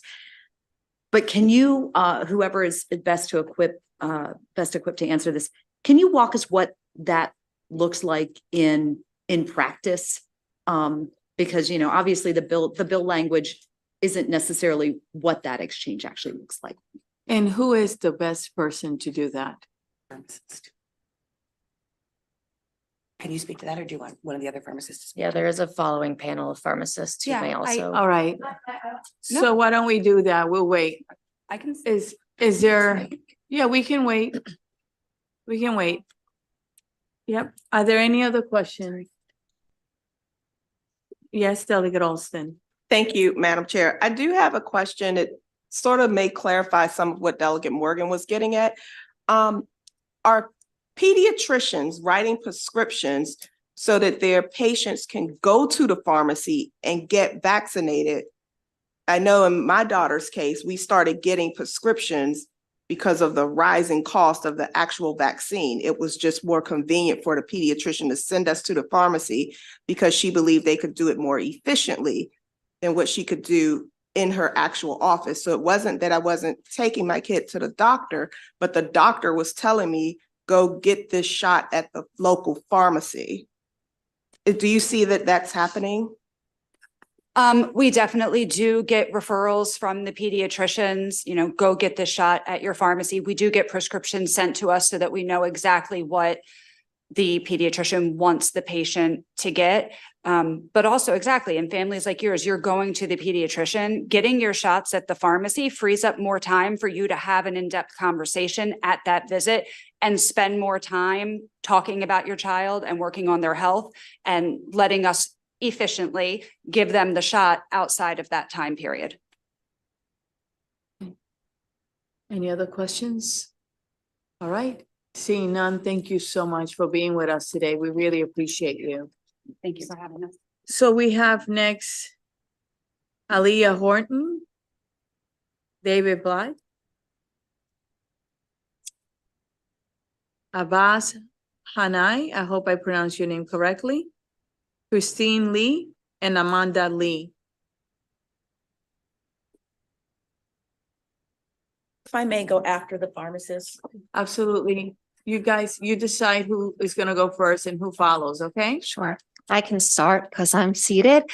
Hi, I'm Christine Lee. Excited to be here. Excited to be back. This is my third year actually testifying on this bill. I am in strong support of the bill. I had different testimony, but based off all of the lively conversation, I'm just going to address some items here. 100% this is an access bill. It is not necessarily about making a profit. I will say that there's nothing about reimbursement in the bill. As many vaccines come in that I make money on, as many come in that I lose. So it's the same product issues. It really is about getting shots in arms for patients who potentially don't have them. I will tell you a quick story. I have a good friend. Her son has muscular dystrophy, Duchenne's actually. So it's extremely debilitating. If you have a child and you bring them to get vaccinated, that's already a stressful situation. Having a child with a disability getting vaccinated is even a more stressful situation.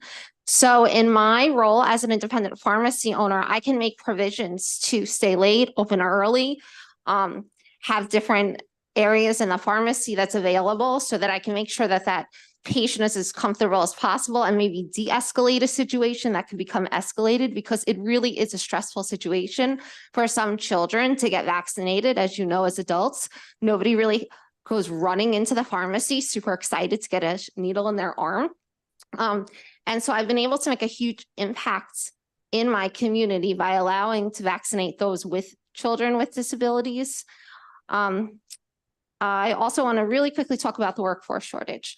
So I do not put any quotas on my 2 pharmacists that work for me under the pharmacy. I don't have any friends that I know of that have quotas. I will say that in order to make a more efficient model, we do encourage appointments. So people do have to wait less time. But I feel that this is an important access issue and I'd be willing to sacrifice other services to do this one. Thank you for your time and I would be happy to answer any questions. Thank you. If you're standing in the gallery, please have a seat. Thank you very much. Next, please. Hello, my name is Abbas. I am a pharmacist. I want to talk a little about the training and then my personal experience as a father as well. So as pharmacists, such as myself, we are trained in providing immunizations and we do continually participate in continuing education activities. The training is 20 hours. It includes hands-on injection techniques, clinical evaluation of indications and contraindications of vaccines, and the recognition and treatment of emergency reactions to vaccines. As a father, especially during the COVID pandemic, I had firsthand experience with how hard it could be to get my son into a pediatrician and get his vaccinations. As working parents, my wife is also a pharmacist, so sometimes the working hours can be long, and it is very hard to find time outside of that 9 to 5 time that the pediatrician is open to go and get the vaccinations. So during the COVID pandemic, we could not get an appointment with the pediatrician. We did want to go to the pediatrician.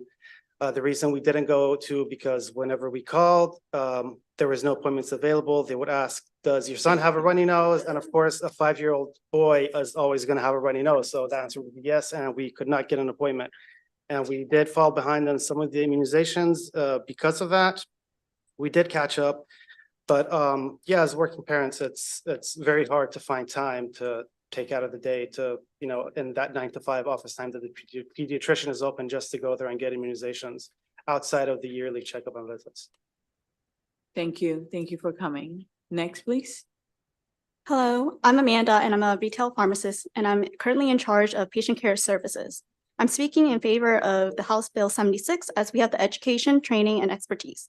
Most pharmacists have to go through at least a minimum of 6 to 8 years of extensive education to get our PharmD. It's now required for all pharmacists to have a PharmD to practice. We have to get extra certifications to immunize and continue that education to continue immunizing while following all CDC and ACIP guidelines. Allowing pharmacists to continue to immunize children helps to address healthcare disparities, especially in underserved areas. By granting pharmacists ability to provide broader range of services, the bill ensures all communities, including communities with limited access to healthcare resources, and they will benefit from this expertise of pharmacists. Our training goes beyond just dispensing medications. Our knowledge can significantly contribute to preventative care management. I also currently work with a VFC program, which is Vaccines for Children. This helps students who don't have access to get vaccinated to make sure they can get up to date on their back to school vaccines. In 2022, for 2 months, we set up once-a-week clinics to protect over 300 children, and we gave over 600 vaccines. In 2023, when I was still a pharmacy manager in Serena Park, we gave over 8,000 vaccines to just children under 17 due to the limited stock of vaccines at some doctor's offices, and because we are public facing. Once again, I support the House Bill 76 to help bridge disparities in different communities, including economic status, health literacy, and areas of limited healthcare access, and to also give parents a choice. Thank you. Next, please. Good afternoon. My name is Aaliyah Horton. I am the Executive Director of the Maryland Pharmacists Association. We're a professional society for pharmacists, pharmacy students, and pharmacy technicians. I've taken notes and changed my testimony about 10 times today. And I just want to share, we have a lot of pharmacists here. The Department of Health is going to speak about their report, but I wanted to just give a different kind of context because you have a lot of data that you've already gotten. And so one of the things I wanted to say, it in some ways feels like a little bit of a slap in the face to pharmacists who stepped up during COVID to provide vaccinations to essentially save this country. We're part of a healthcare team that saved this country. Pharmacists are healthcare providers, and they've been doing this for 4 years. And now it's kind of like, okay, great, thank you, simmer down. And it's just concerning because, as I mentioned yesterday in my testimony on a different bill, is that pharmacists can serve as an access point, not an end point. So we've talked a lot about continuity of care, access to pediatricians, primary care providers, providing that home. Prior to COVID, 48% of children did not have a primary care provider. And pharmacists are, by statute in this language, what would be by statute, would have to make the recommendations for parents to do that. But parents are going to do what they want to do. I am a parent.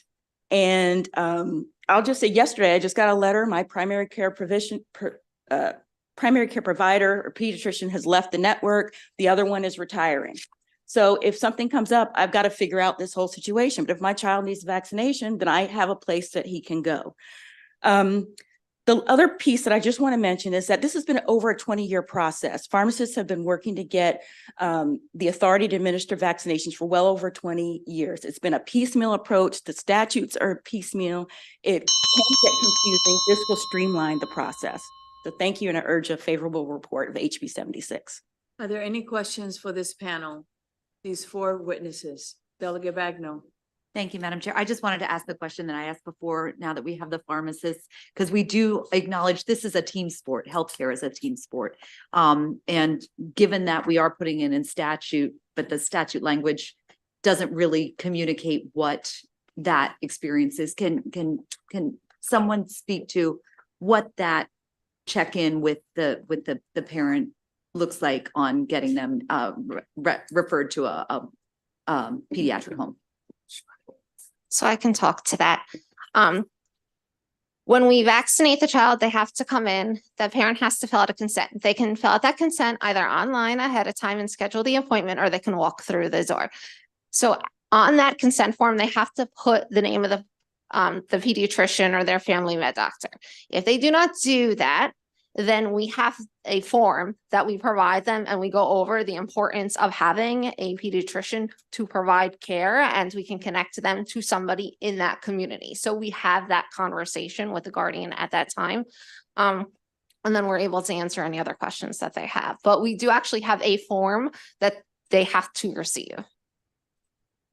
And then, in addition to, Maryland also requires us to, in addition to Immunet, to send a form to the primary care provider if they have one that states what vaccine I gave them that day, the lot, the expiration, so they can add that to their chart.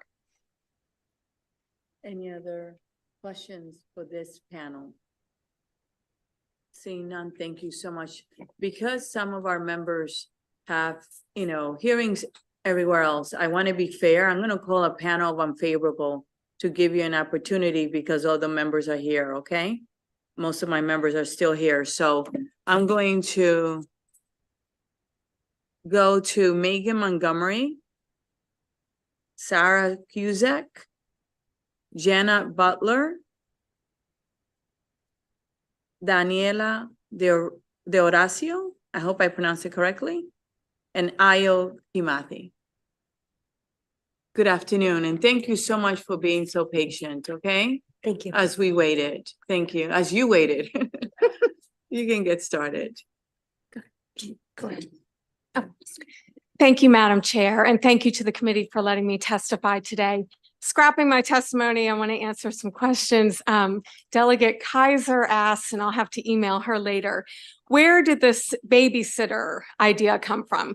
So last session in the Senate hearing on this bill, Senator Augustine, who was the sponsor, testified that the word caregiver was used so that a babysitter could take your child to the pharmacist. So that was just what parents heard in testimony in the Senate hearing. So if parents are confused, it's because that was testified to. As far as quotas, in the state of Maryland, the pharmacists that I spoke to have goals. But if you read about pharmacy issues, quotas are a known thing. In fact, the state of California just passed sweeping regulations for pharmacies after they had 5 million reported pharmacy prescription mistakes in a single year. And part of their sweeping law is that they prohibited production quotas for pharmacists, and that included vaccinations. So this is a known thing. I'm hearing that the pharmacies use the word goal instead of quota in the state of Maryland, but we never want to see a child being vaccinated because a financial goal needs to be met. They need to be assessed, and we need to be sure that it's the appropriate intervention for them at that time. You keep hearing that the bill is about the PrEP Act and it's an emergency and we're doing this right now and we need to get this codified. But the truth is, I find this bill all the way back to 2012 here in the House. It's never passed, but it's the same bill. It's been here all this time. Lastly, I will send you all this evening, or I think you got in your written materials, but there is an article from PBA Health, the Pharmacy Services Organization, that does instruct how to make your pharmacy a profit center. And they say the best way is immunization. So I'll give you that quote, but I think it's unfair to act like pharmacies don't make money off of these immunizations. It is a part of the whole picture. Thank you. Thank you very much. Next, please. Great. Thank you so much for your time today. I would be anxious to see who else was here favorable, but I was counting, I believe there were 7, and all of them have a stake in having this bill passed. I just want to really emphasize that because I have seen at least. Can you give us your name? Oh, I'm sorry. I'm Jenna Butler. Okay, it's Jenna okay. Butler. I'm sorry. I just want to really emphasize that I have seen at least this bill come up in at least 8 hearings. I've never once had someone come to the support table that I can recall that was a parent or a consumer in Maryland saying, hey, I need this bill. I've never seen that. The problem with this and the Maryland Department of Health, the study bill, those studies are not adequate. I actually think they're worse than nothing because we think we have all the information and we don't. The first study, the very first one was very late and it is 3 pages long. One thing it does indicate to us is that we may have an issue with Immunet that we don't know if it's solved or not. There's a second report that was also late from the MD Department of Health. That is 13 pages that we are going to decide this policy that's going to affect all of Maryland's children. It's 13 pages long. The way that they address the Immunet issues in here is not by actually providing Immunet data. It is by doing a survey of 106 pharmacists when there are thousands of them in the state and 26 pediatric care providers. It's a completely inadequate sample. The selection bias alone is disqualifying. That is not actual data. We need actual data. Maryland's better than this. Our health department has this data and can provide us with this data. We need this to be thorough. We need robust studies like California is doing where they're asking pharmacists, hey, do you have time? Do you have breaks? Do you have quotas? Do you even want to be vaccinating kids? Do you feel like you're going to make errors? Those are actual useful questions that we do not have answered. I just really want to emphasize that we do not have them answered. And further, in regards to access, in this report, they do mention, I'm sorry, I will wrap up. They do mention the amount of vaccinations kids receive pharmacy versus non-pharmacy. Out of 74,000 Tdap, 850 are at pharmacists. Out of 9,000 polio, 17 are at pharmacy. So we don't have an access issue that this bill is addressing. So that makes me ask, what is it addressing? Thank you. You're welcome. Next, please. Hi, Health and Government Operation Committee. My name is Daniela Dorazio. I strongly oppose HB 76. I am opposed to expanding vaccination privileges for pharmacists to administer all vaccines to 5 years old and up. According to my pharmacist husband, pharmacists are already too busy to comply with mandatory counseling regulation, much less keep up with constant interruption of vaccination.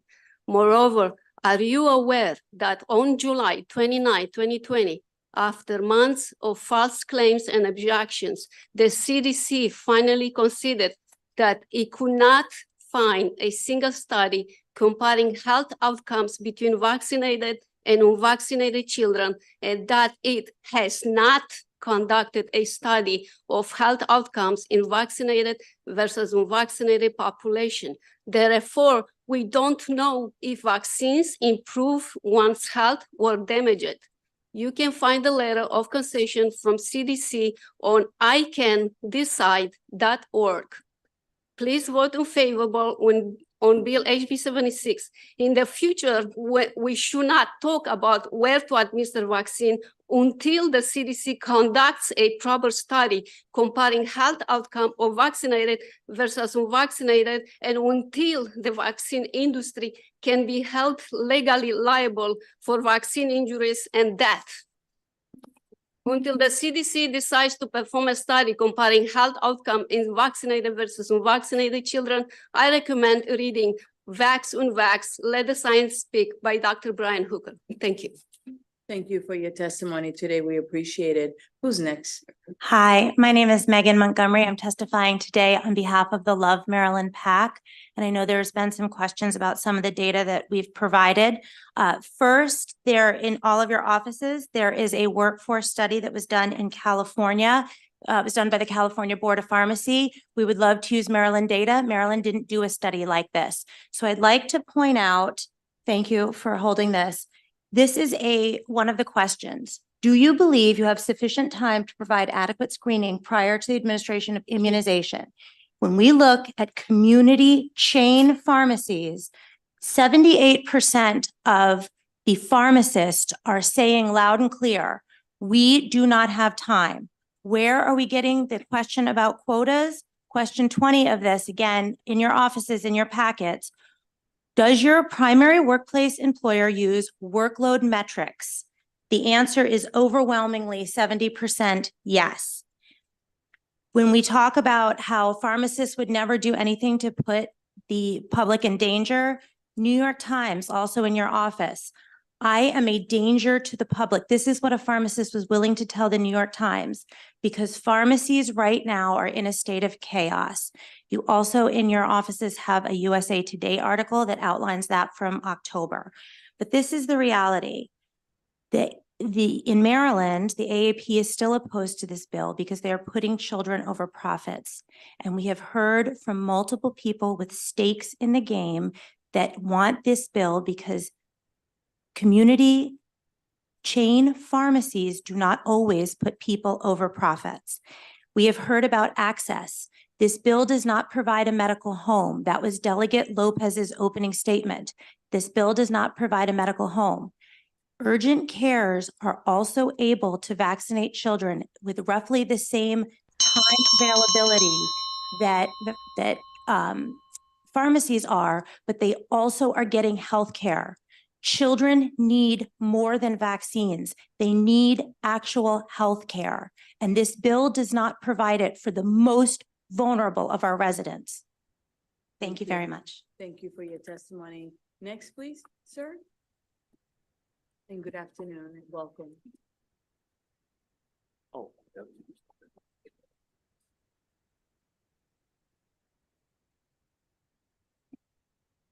Good afternoon. Thank you, Madam Chairwoman, for this opportunity to address the board. My name is Ayo Kimathi. Gentile side, Goya side. I'm referring to information coming from a peer-reviewed study from an individual who is a Maryland citizen who works at the NIH now and has worked there since 1998. Right across the hall, directly with Dr. Anthony Fauci. The title of this, he's in Maryland today, lives in Baltimore. I've spoken to him. COVID-19 and illegal U.S. bioweapons activity and insiders revelation. I have submitted this as written testimony so that you can look at it for yourself.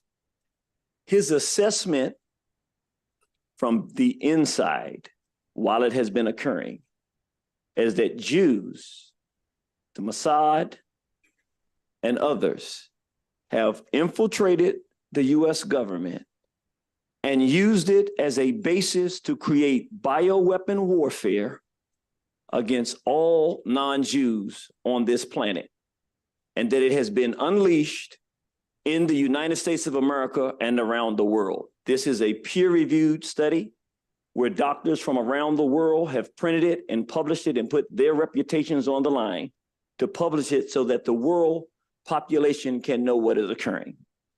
In it, and what's so important to understand, we are not talking about vaccines. mRNA, by definition, is technology. This is the installation of technology into people that is killing people in mass around the world. Any efforts to increase accessibility to these injections is harming the human population and an act of genocide. I will have to tell you, and with all due respect, given what is happening in the world right now and what happened on October 7th, I think that the testimony you provided, I have members, colleagues that are Jewish, and it's highly offensive. Just want to let you know that. So if whoever is testifying in the future, be more careful and thoughtful about what we cite, because it is very personal, especially given what's happening. And we're not going to get into it. I don't want to argue with you, but I'm just telling you from my heart that it is very hurtful for some of my members and people that I love. Okay. That being said, I'm going to open it for questions now and ask, are there any questions of this panel? I have Delegate Kaiser followed by Delegate Kipke. Thank you, Madam Chair. I just wanted to ask any of the four women if you agree with the comments that were just made by that gentleman. Thank you. Delegate Kipke. It's a great question. Thank you. Megan, you know, when we first had kids, I never had anxiety about vaccines until I had to vaccinate my kids, and I started getting all paranoid about it and all that.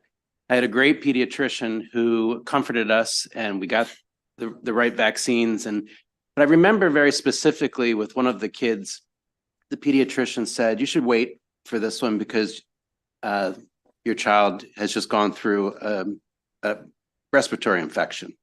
And let's let the immune system settle down a bit, and then we can come back later and take a look at that next vaccine." Do you have any perspective? I mean, that's one of the things I worry about when we take this out of the pediatrician's office is that whole look at the individual, the health history, and how that might relate to vaccinations, because it's not a one-size-fits-all situation. Thank you. Delegate Kipke. Oh, I don't think I'm on. I am on. Okay. Thank you, Delegate Kipke.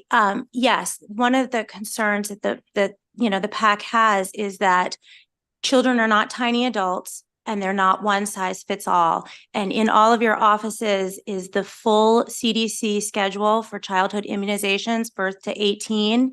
And if you look towards the back, there are 3 pages of contraindications for, I mean, not for each vaccine, but total, there are 3 pages of contraindications.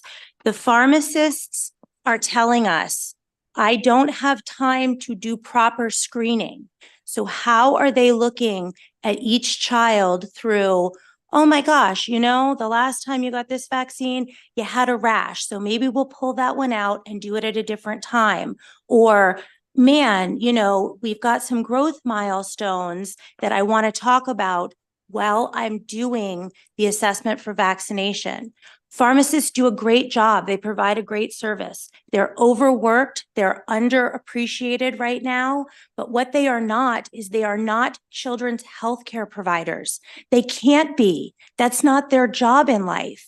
And to ask them to bear a burden of an overworked healthcare system when they don't provide a medical home is really a disservice to our most vulnerable children. Any other questions? I'm sorry, Delegate Hill. Madam Chair, I'm a little confused as to why this is not a parental decision. The bill doesn't require the vaccines be done in a pharmacy. So why is it not an option that we would give parents, and whatever information you have would be available to them and they can decide for themselves if they want to take their kid to be vaccinated at the pharmacy, particularly in a low access area of the state? Absolutely. I heard this from an aide on the Senate side, and she actually said, "Oh, I would never take my children to a pharmacy to be vaccinated." You know, she said she would go to her doctor. But the fact is, if the state passes the law, you know, busy parents assume that this is the best way for their child to receive this healthcare. And I think it's interesting that we keep saying the mothers are too busy to go to the pediatrician, so they need this convenience. But somehow the pharmacist is going to encourage them to go to the pediatrician, and they're going to find the time now for 2 appointments. They're going to go for the vaccine appointment and the pediatrician appointment. So, and we haven't talked about like infrastructure. Do the pharmacies have the private rooms, the bed that the child can lay in? Who is going to staff if the child has a problem? And there's only one pharmacist in the pharmacy at the time. So there's just so many issues. But if the state says the children can be vaccinated at the pharmacies, parents are going to assume that all of these issues were addressed and that this is the best place for them to get their health care. You're welcome. Any other question? And thank you so much for coming and giving us your testimony, okay? We have next, if I may, John Kelly, Esther Zabo, Christine Crone, and Pam Casemeyer. Will you be so kind and come up, please? And thank you again for being patient.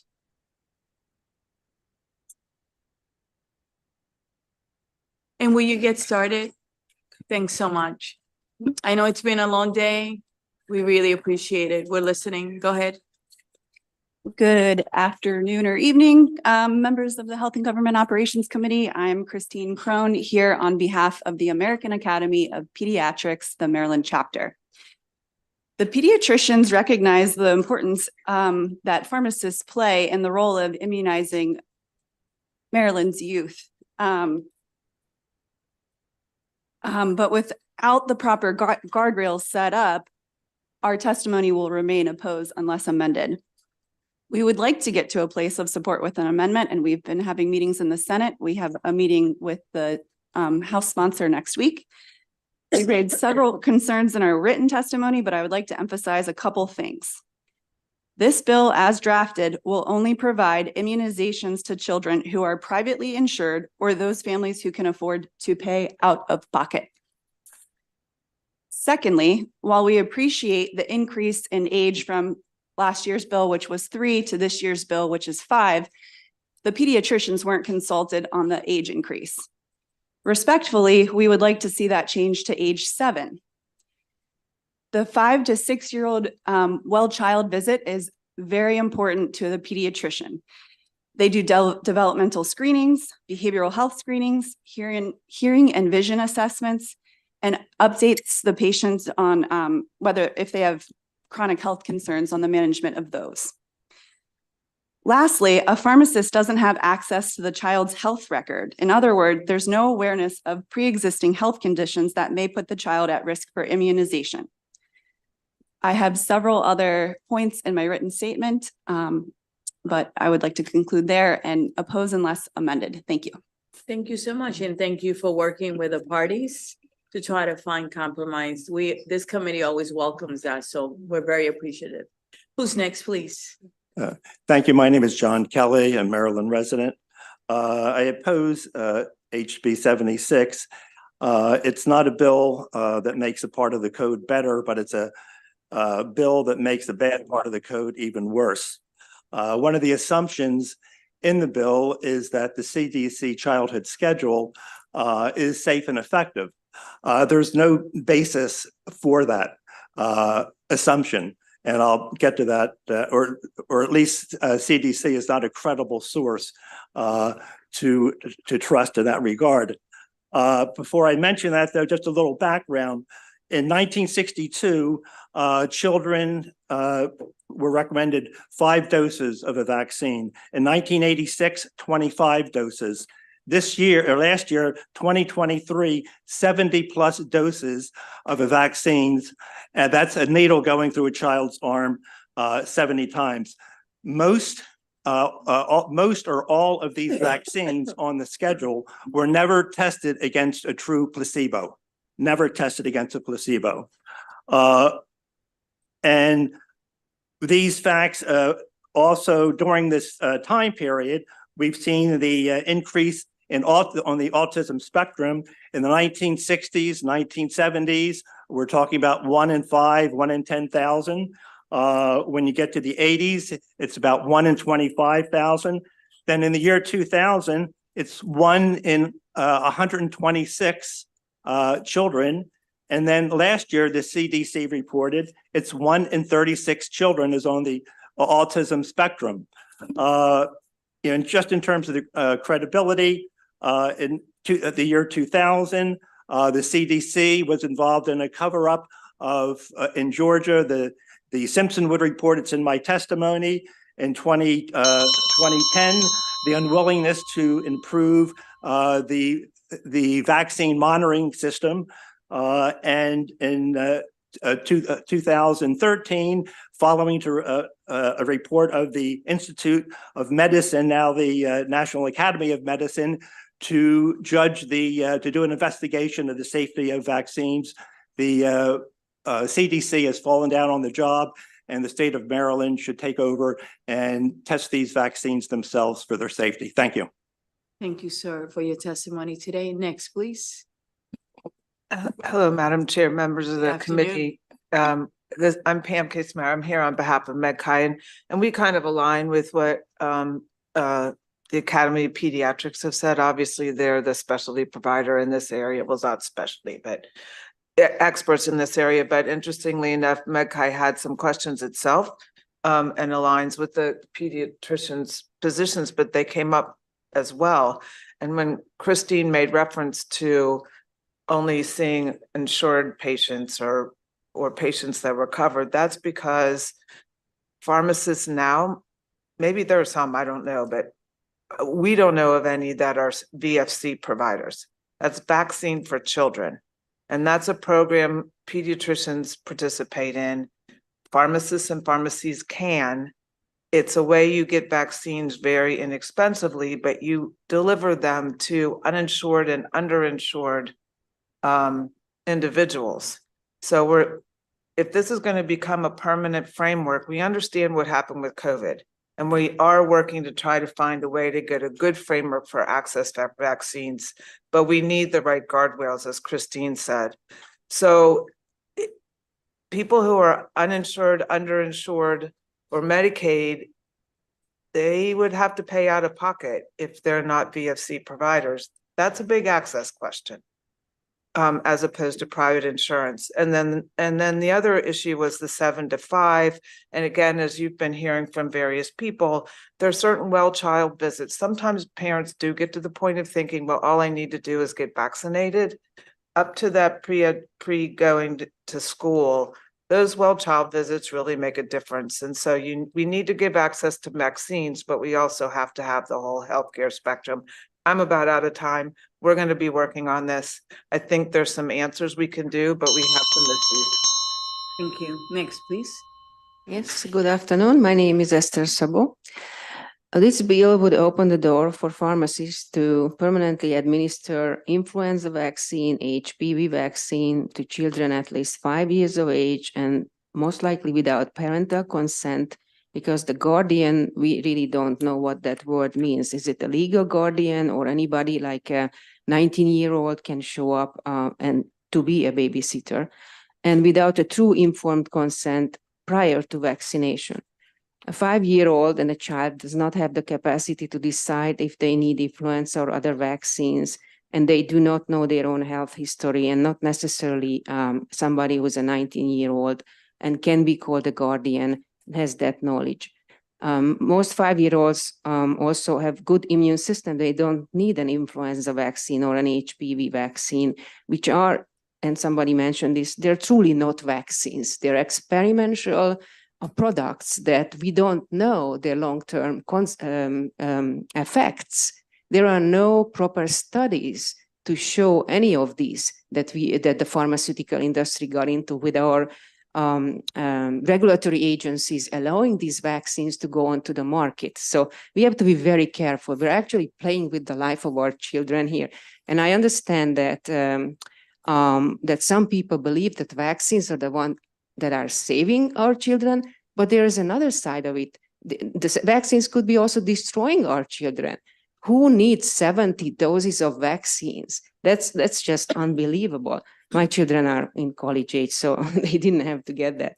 But basically, this bill would allow pharmacists to order vaccines. I mean, we have now gone to the state where pharmacists can become doctors, and based on the CDC recommendation, they would be just writing the prescription.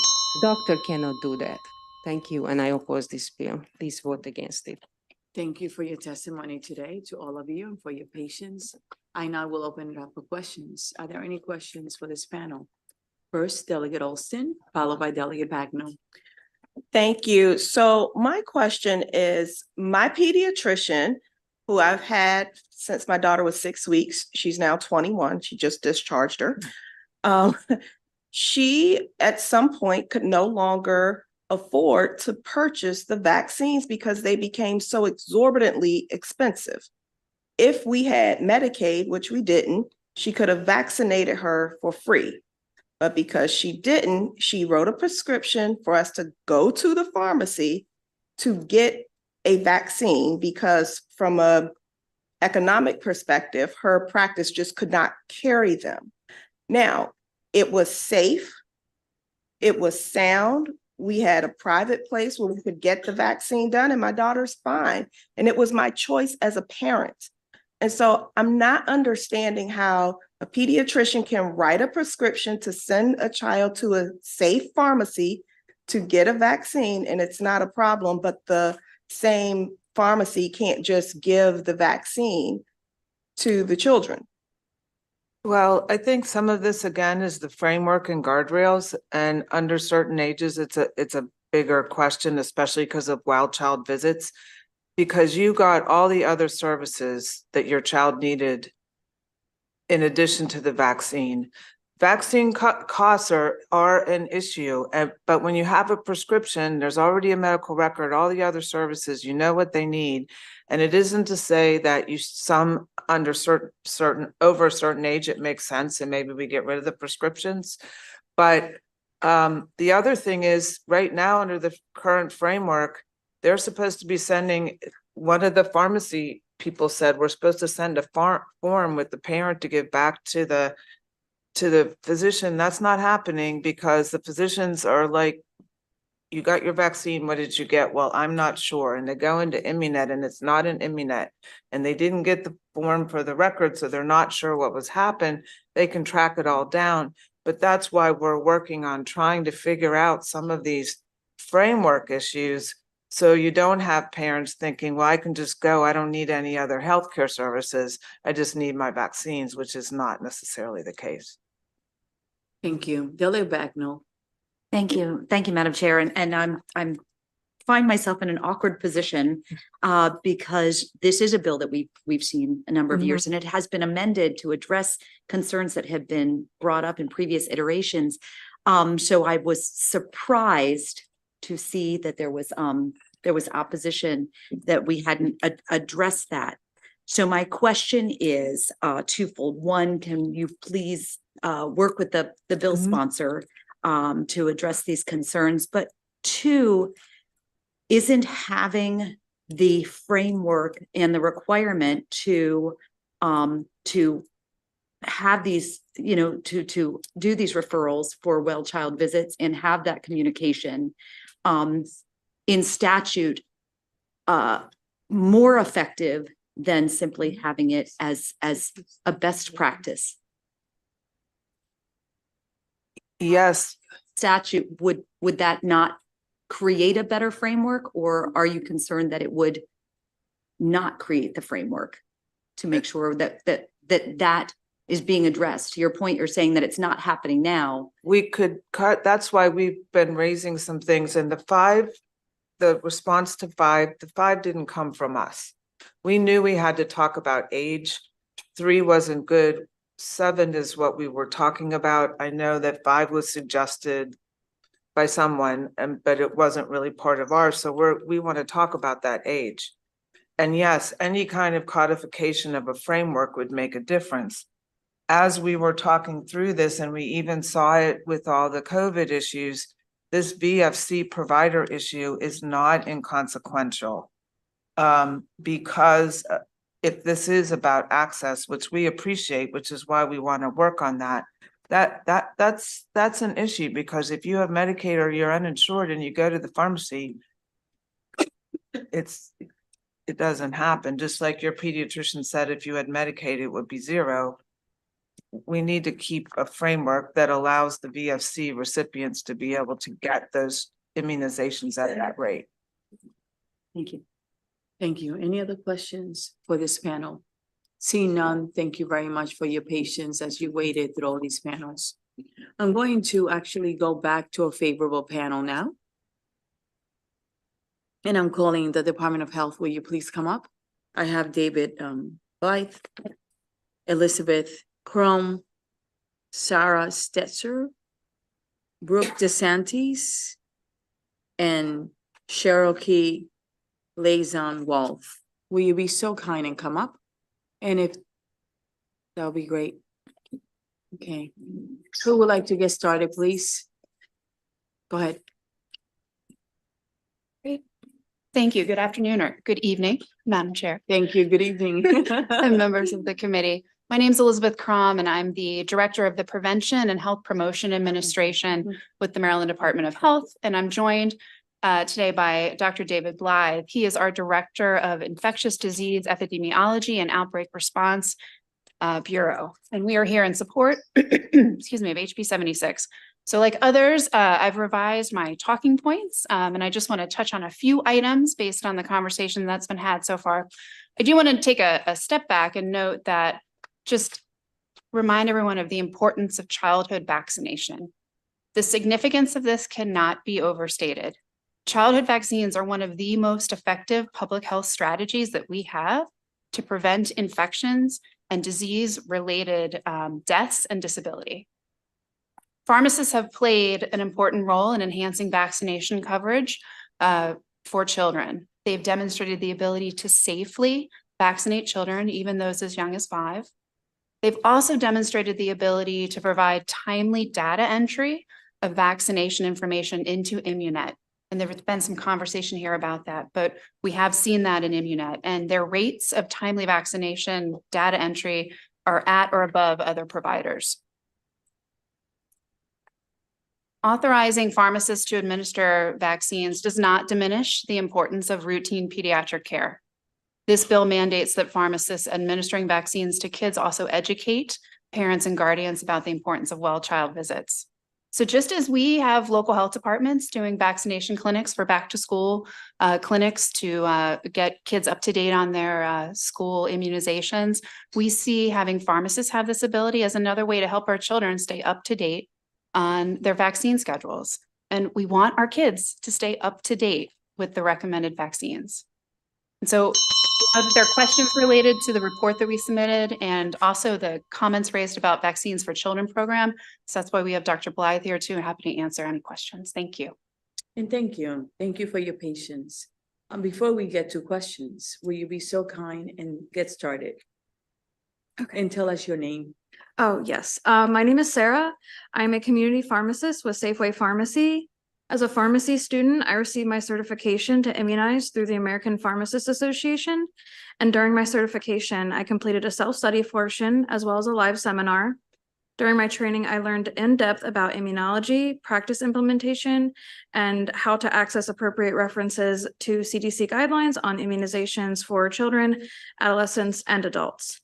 Part of the live seminar also consisted of practicing administration of deltoid as well as subcutaneous vaccines, which is required for certification. In my pharmacy, our workflow process when giving immunizations consists of us running it through our system, which then gets automatically reported to Immunet within 24 hours. We also encourage all of our patients to give us the name of their primary care physician to keep on file in our system. That way it will automatically fax them once they've received their vaccine. We also make it a best practice to make a copy of the immunization consent form and give that back to them. Additionally, we do encourage parents to follow up with their children's pediatrician after receiving a vaccine at the pharmacy. In case of an emergency, every pharmacy has 2 emergency kits that consist of EpiPens, EpiPen Juniors, as well as diphenhydramine. Every pharmacist is required to be CPR certified with a live CPR class, and that consists of education on adults and children CPR. During the pandemic, we have consistently been administering flu and COVID shots to children who are 3 and above and have done hundreds of flu and COVID vaccines. As a pharmacist, we want to continue to increase access and supplement care in our communities. Thank you for your testimony. Next, please.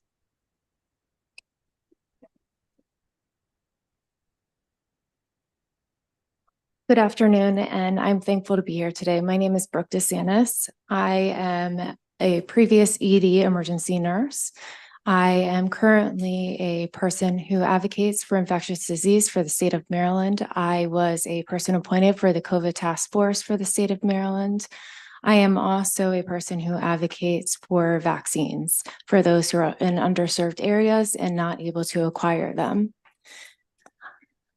I am referring to the inclusion for the organization specific for challenges and seeing that we can overcome them. Referring to the HUD in our most recent ALICE report for 2023, the reality is that of the 2.3 million households in Maryland are below the ALICE thresholds of financial survival, facing barriers of access. Prior to each school year, students' immunization charts are reviewed per state regulations by Immunet and that school. This is the only way of us seeing that they actually have fulfilled their immunization records. Prior to that, these must be submitted before the school can actually start the student. By the September regulations, the vaccines are then reflecting on the 98% of Maryland students' immunizations. With this, for many Maryland students, more than 1,000 children per school system are at risk of being ineligible of continuing and attending schools after the first day of school due to vaccination status, then risking funding for the school district when immunizations are submitted to the state.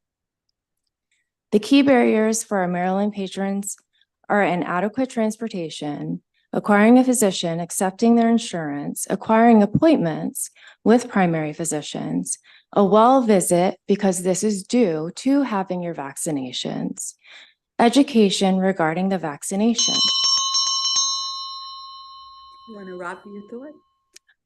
There is additional information, but for this previous year, for 2023 going into this educational year, there were 2,368,000 students that were not able to acquire their immunization within the 20 days of starting the school year. Thank you. Yeah. So now I'm going to there is one individual from this panel, Cherokee Lizone Wolf. Are you here? Virtual. Excuse me? She's virtual? Okay, so we'll just wait for that. Why don't we open it up for questions now from the committee? I see first Delegate Hutchinson and then Delegate Hill. So my question is towards the health department. So I spent a lot of time reading the study that came out, and I particularly studied table 1 on page 7.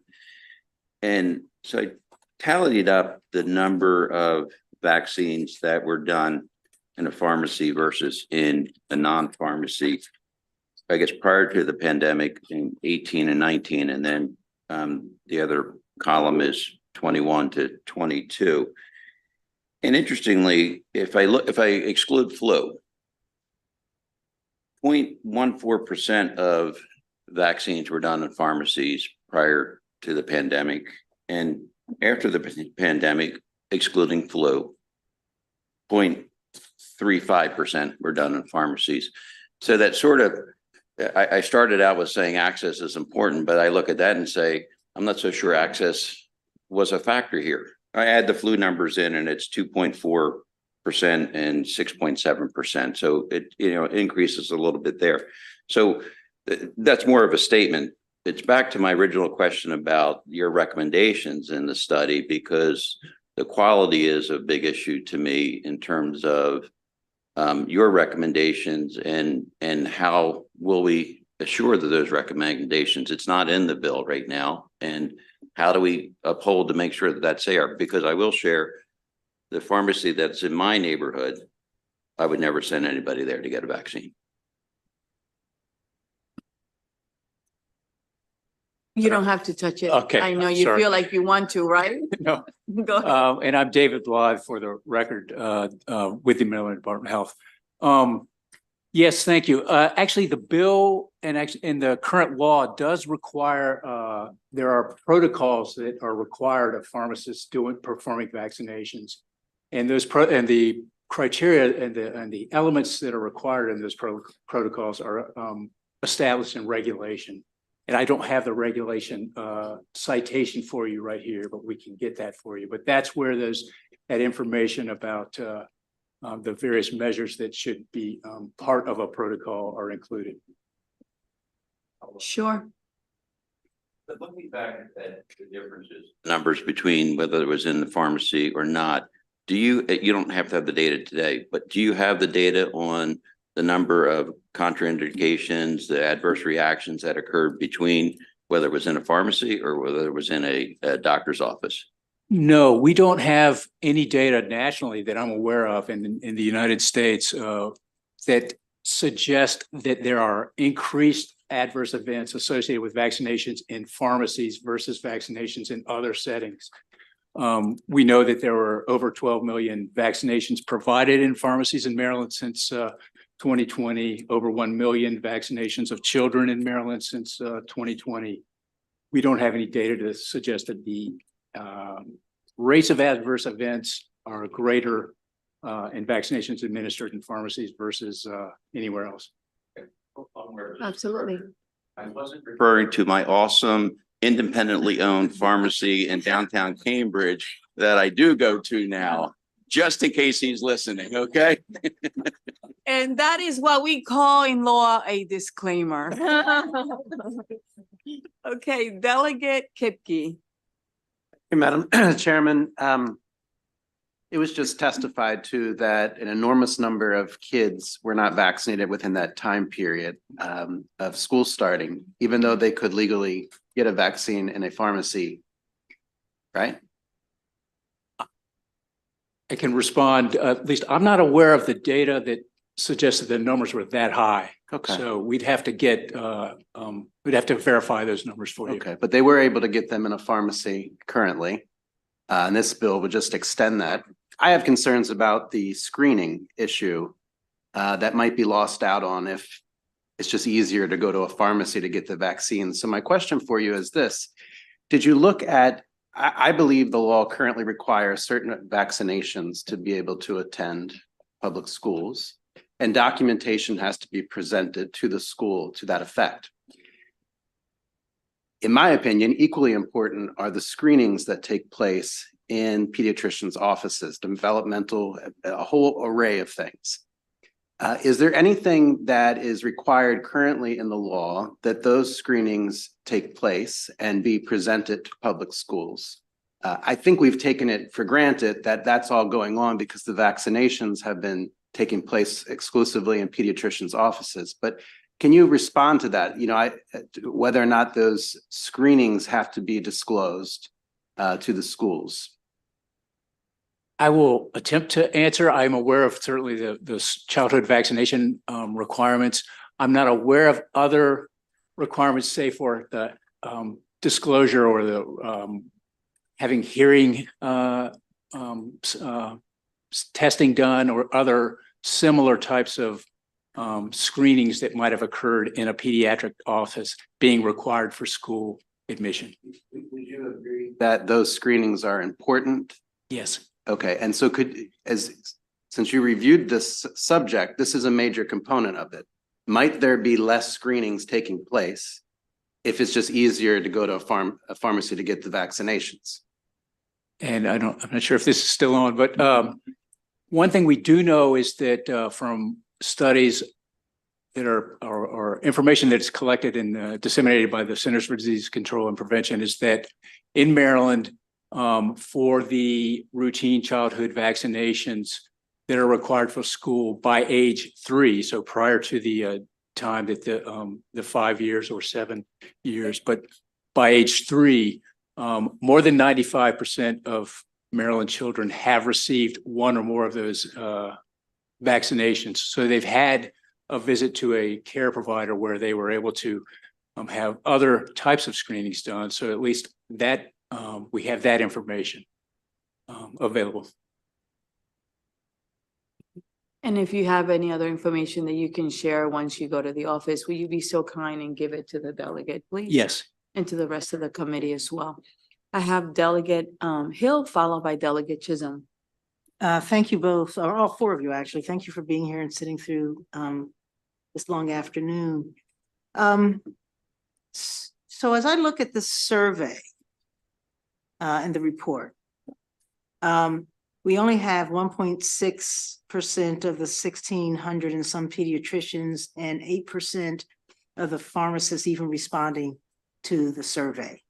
And it seems like the survey is really talking about how well Immunet works, not about so much the safety or adverse reactions to vaccinations. And there's nothing in here about whether someone receiving a vaccination in a pharmacy would even report to the pharmacy if they had an adverse reaction, unless it was immediate, or where they would likely go to a patient first or primary care or someone else if they had a reaction.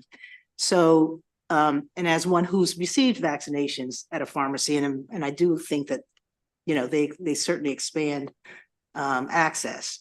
What is your thought about the discussion earlier, given the issues with workforce in the pharmacy and their ability to do their job, of extending it to the current age levels, or even taking it to 7, but not going at this point all the way down to 5 when the pharmacists are already overburdened. We have no evidence about, you know, how that work issue occurs. I'm not aware of any evidence of suggesting that there are different adverse event responses between age 5 and age 7. I'm just talking about the numbers. I'm not talking about adverse effects. I'm saying if we're going to expand access and we're currently doing it to what age? Vaccinations are to what age? Well, currently with the PrEP Act, the pharmacists can vaccinate 3 and above, age Okay. 3 and above. But the data here, and we've had requests to limit it to age 7 for different reasons, but having to do, as they explained. My problem is that I'm seeing a lot of issues, and my patients are reporting issues with pharmacists even being able to do the jobs they do. I think appointments are great for vaccines, but we've heard that there was report in this here that pharmacists are feeling that they have some issues meeting their regular duties. So if I'm asking, so you're feeling, I guess you answered the question. You don't think we should have any limitation on the number on the age by keeping that population down so that we don't cause other problems with our whole medical delivery system. Is that? Yeah, I would say that the department and from the study, we don't have any recommendation that it be age 7 versus age 5. Thank you. So we have next, I believe it was Delegate Chisholm, followed by Delegate Johnson. Thank you, Madam Chair. And since we're talking about adverse reactions, I'm just curious, have any of you or all of you been trained on how to use the vaccine adverse event reaction system? All of you have? Okay. Yes, and how to report it to the state. Okay, thank you. Thank you, Delegate Chisholm. Delegate Johnson. Thank you, Madam Chair, and Welcome. thank you, panel, for coming to answer questions. So the annotated Code of Maryland Education, Article 7-402, requires physical examinations for children entering the Maryland public school system for the first time. So do we have anything in place, kind of piggybacking on Delegate Kipke's question, to make sure that the vaccines and the examinations are happening in tandem? And if you don't know the answer right now, if you could get that back to us. I don't know the answer right now, so we'll get back to you. Any other questions for this panel? Yes, Delegate Taveras. Thank you.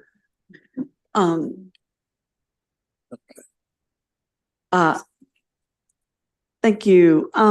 So in highlighting the number of children that are not receiving vaccines, is it possible that a majority of them, or I don't know, if you've been able to break this down in terms of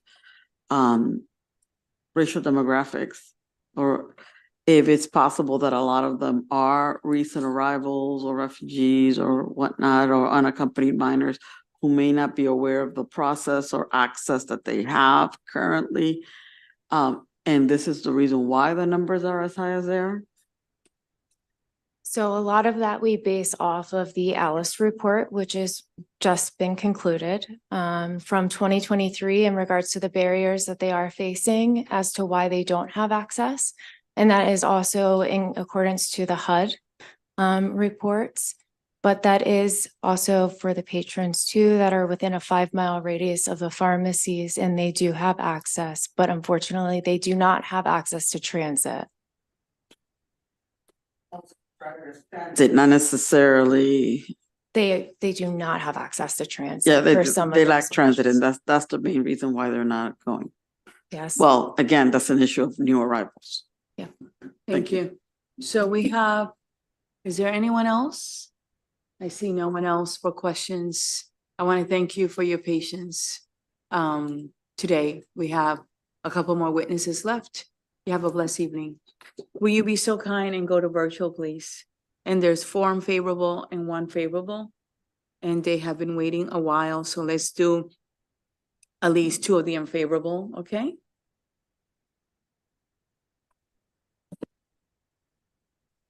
Thank you very much, ladies, for your patience as well. We're almost done, committee. And they haven't been a while, so let's do. Will you be so kind and turn off the YouTube channel? Because it has the feedback, and thank you for being patient. We're almost done, all right? Hang in there. So why don't we get started with Jessica? Hi. How are you, Jessica? Thank you for Hi. waiting, okay?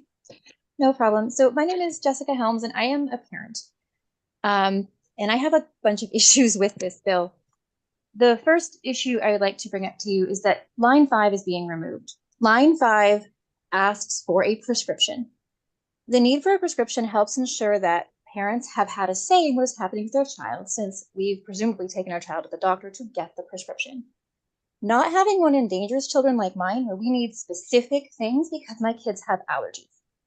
I would hate to get there, find out, oh, we have what you need, and they give my child something they're allergic to. As it is, I already have issues with this, with picking up regular prescriptions, because those prescriptions sometimes contain my child's allergen, and the pharmacist somehow always misses the allergy note. I would rather have my doctor write a script that states specifically, this is what the child can have, this one is safe. Do not sub with a generic, which happens all the time. Secondly, pediatricians are trained to see things in children that a hurried pharmacist might miss. A pharmacist won't be checking to see if the child already has a fever or whether a vaccination was recommended on a delay until the child was healthy. Giving a vaccine in a pediatrician's office also means that nurses who are used to working with children and give hundreds of shots a day can make the experience as stress-free as possible for the child. Imagine how much more horrifying it would be for a child to be given a vaccine in Walmart in front of a lot of strangers who, quite frankly, aren't going to want screaming or know what to do with the awkwardness of the situation. Secondly, a caregiver is not the same as a parent. The Maryland Health Code spells out protections for parents that require the parents to tell whoever the child is left with they do not have permission to vaccinate the child. It states, a person may not consent to the immunization of a minor under subsection A of this section if the person has actual knowledge that the parent has expressly refused to give consent to the immunization, or the parent has told the person that the person may not consent to the immunization of the minor, or in the case of a written authorization, has withdrawn the authorization in writing. So I have to tell somebody every time my child is dropped off somewhere? I'm concerned with this. It needs to be a parent and it needs to have a prescription. Thank you, and thank you for sharing your experience with us. We really appreciate it. Are there any questions for this witness? Seeing none, thank you so much for being with us. And I'm sorry it was such a long evening, but thank you for hanging in there, okay? Thank you for hearing me. You're most welcome. Next, why don't we go to Ms. Tarcell? Thank you. Good evening, everyone. I'm Emily Tarcell, a licensed therapist, a mom, and a founder of Health Choice Maryland, and I'm here to oppose HB 72. There's no need for this bill. Childhood vaccination rates in Maryland are among the highest in the nation. Pharmacists simply are not doctors and will not know the child's health history or contraindications to vaccination. But the real targets for this bill are youth and adolescents, because they might be in a pharmacy without parents and they could be enticed through sugar-coated ads or fear into being vaccinated when they're not able to evaluate the risks. For example, consumers are poorly informed about the risk-benefit of the HPV vaccine Gardasil. And I know this from personal experience. My daughter Christina and I have been told that Gardasil was safe and effective 18 days, and so she consented, but 18 days after her last shot, my daughter died. We were not informed of the risk, and it took my experts and attorney 8 years to overcome denial by the CDC, but finally they conceded that Chris died from the Gardasil shots, and she is one of thousands of Gardasil victims. There were only 300 each of boys and girls 9 to 15 in clinical trials for Gardasil, which is not comforting news. And youth are more highly reactive to the neurotoxin aluminum, which can induce autoimmune disorders. So weighing risk and benefits should be made on an individual basis between the parent, child, and the doctor. Gardasil is also very expensive, and farmers and doctors and pharmacists cannot be sued for vaccine injuries and deaths. So pharmacists find it a lucrative market, especially if parental consent is eliminated. And while this might be great for liability-free profits, it's bad for children's health, and I urge unfavorable support. And I want to say, Ms. Tarcell, thank you so much for being with us today, and I'm so sorry about your loss. And I know this is not easy, so thank you very much. Are there any questions for Ms. Tarcell? Seeing none, I want to thank you for your time and for being with us today, okay? I hope you have a blessed evening. Ms. Wolf? Hi, good evening, everybody. I want to thank the committee for the opportunity to come in support of HB 76. I am a pharmacist and a faculty member at the University of Maryland School of Pharmacy, and one of the instructors that has taught the courses that have been described by the pharmacists that have been come before the committee today. And truly, I've also had understood the impact or opportunity that this bill provides to really increase access. A couple years ago, we partnered with University of Maryland Midtown pediatric practice, our community engagement center, the Baltimore City Department of Health to offer a get ready back to school clinic to get kids vaccinated to return back to school. And because of limited vaccinations, we had to turn away many families who really appeared that they were really struggling to try and find alternatives in terms of where they could bring their children to receive vaccines at a convenient time. We had actually held these clinics on Saturday mornings. And it just really cemented for me the opportunity that pharmacists have to really be able to provide the right time and the right place that work better for families to receive these vaccinations. And ultimately, I think it's been valuable to kind of hear all the conversation and questions that occurred today. I think everybody wants the same thing. I think we want to protect all of our children. And having been a long-term advocate for pharmacist vaccinations, I've been coming in front of this committee now for almost 20 years advocating for this issue. I applaud my colleagues' efforts for all that they've done during COVID. I certainly know that we can provide more services to help support the public health of citizens in Maryland and really contribute to the health of our communities. So thank you so much for the opportunity to come before the committee today. Thank you for being with us and for waiting this long. Are there any questions for this witness? Seeing none, thank you so much. You have a blessed evening, okay? Let's go to our last two witnesses. Will you be so kind and bring them, please? Mr. Steve Bress and Ms. Jill Capward. They're not there? They're not. Okay, so I am told that they're not there. They're supposed to be virtual witnesses. So this will actually conclude the bill hearing on House Bill 76. And I want to thank everyone for your patience and for, just being respectful and kind, because it really does matter, okay? And when you're not, we're going to call you on it because we try to be very respectful in this committee. And that is really important. You have a blessed evening, okay? And for the committee, please give me a second.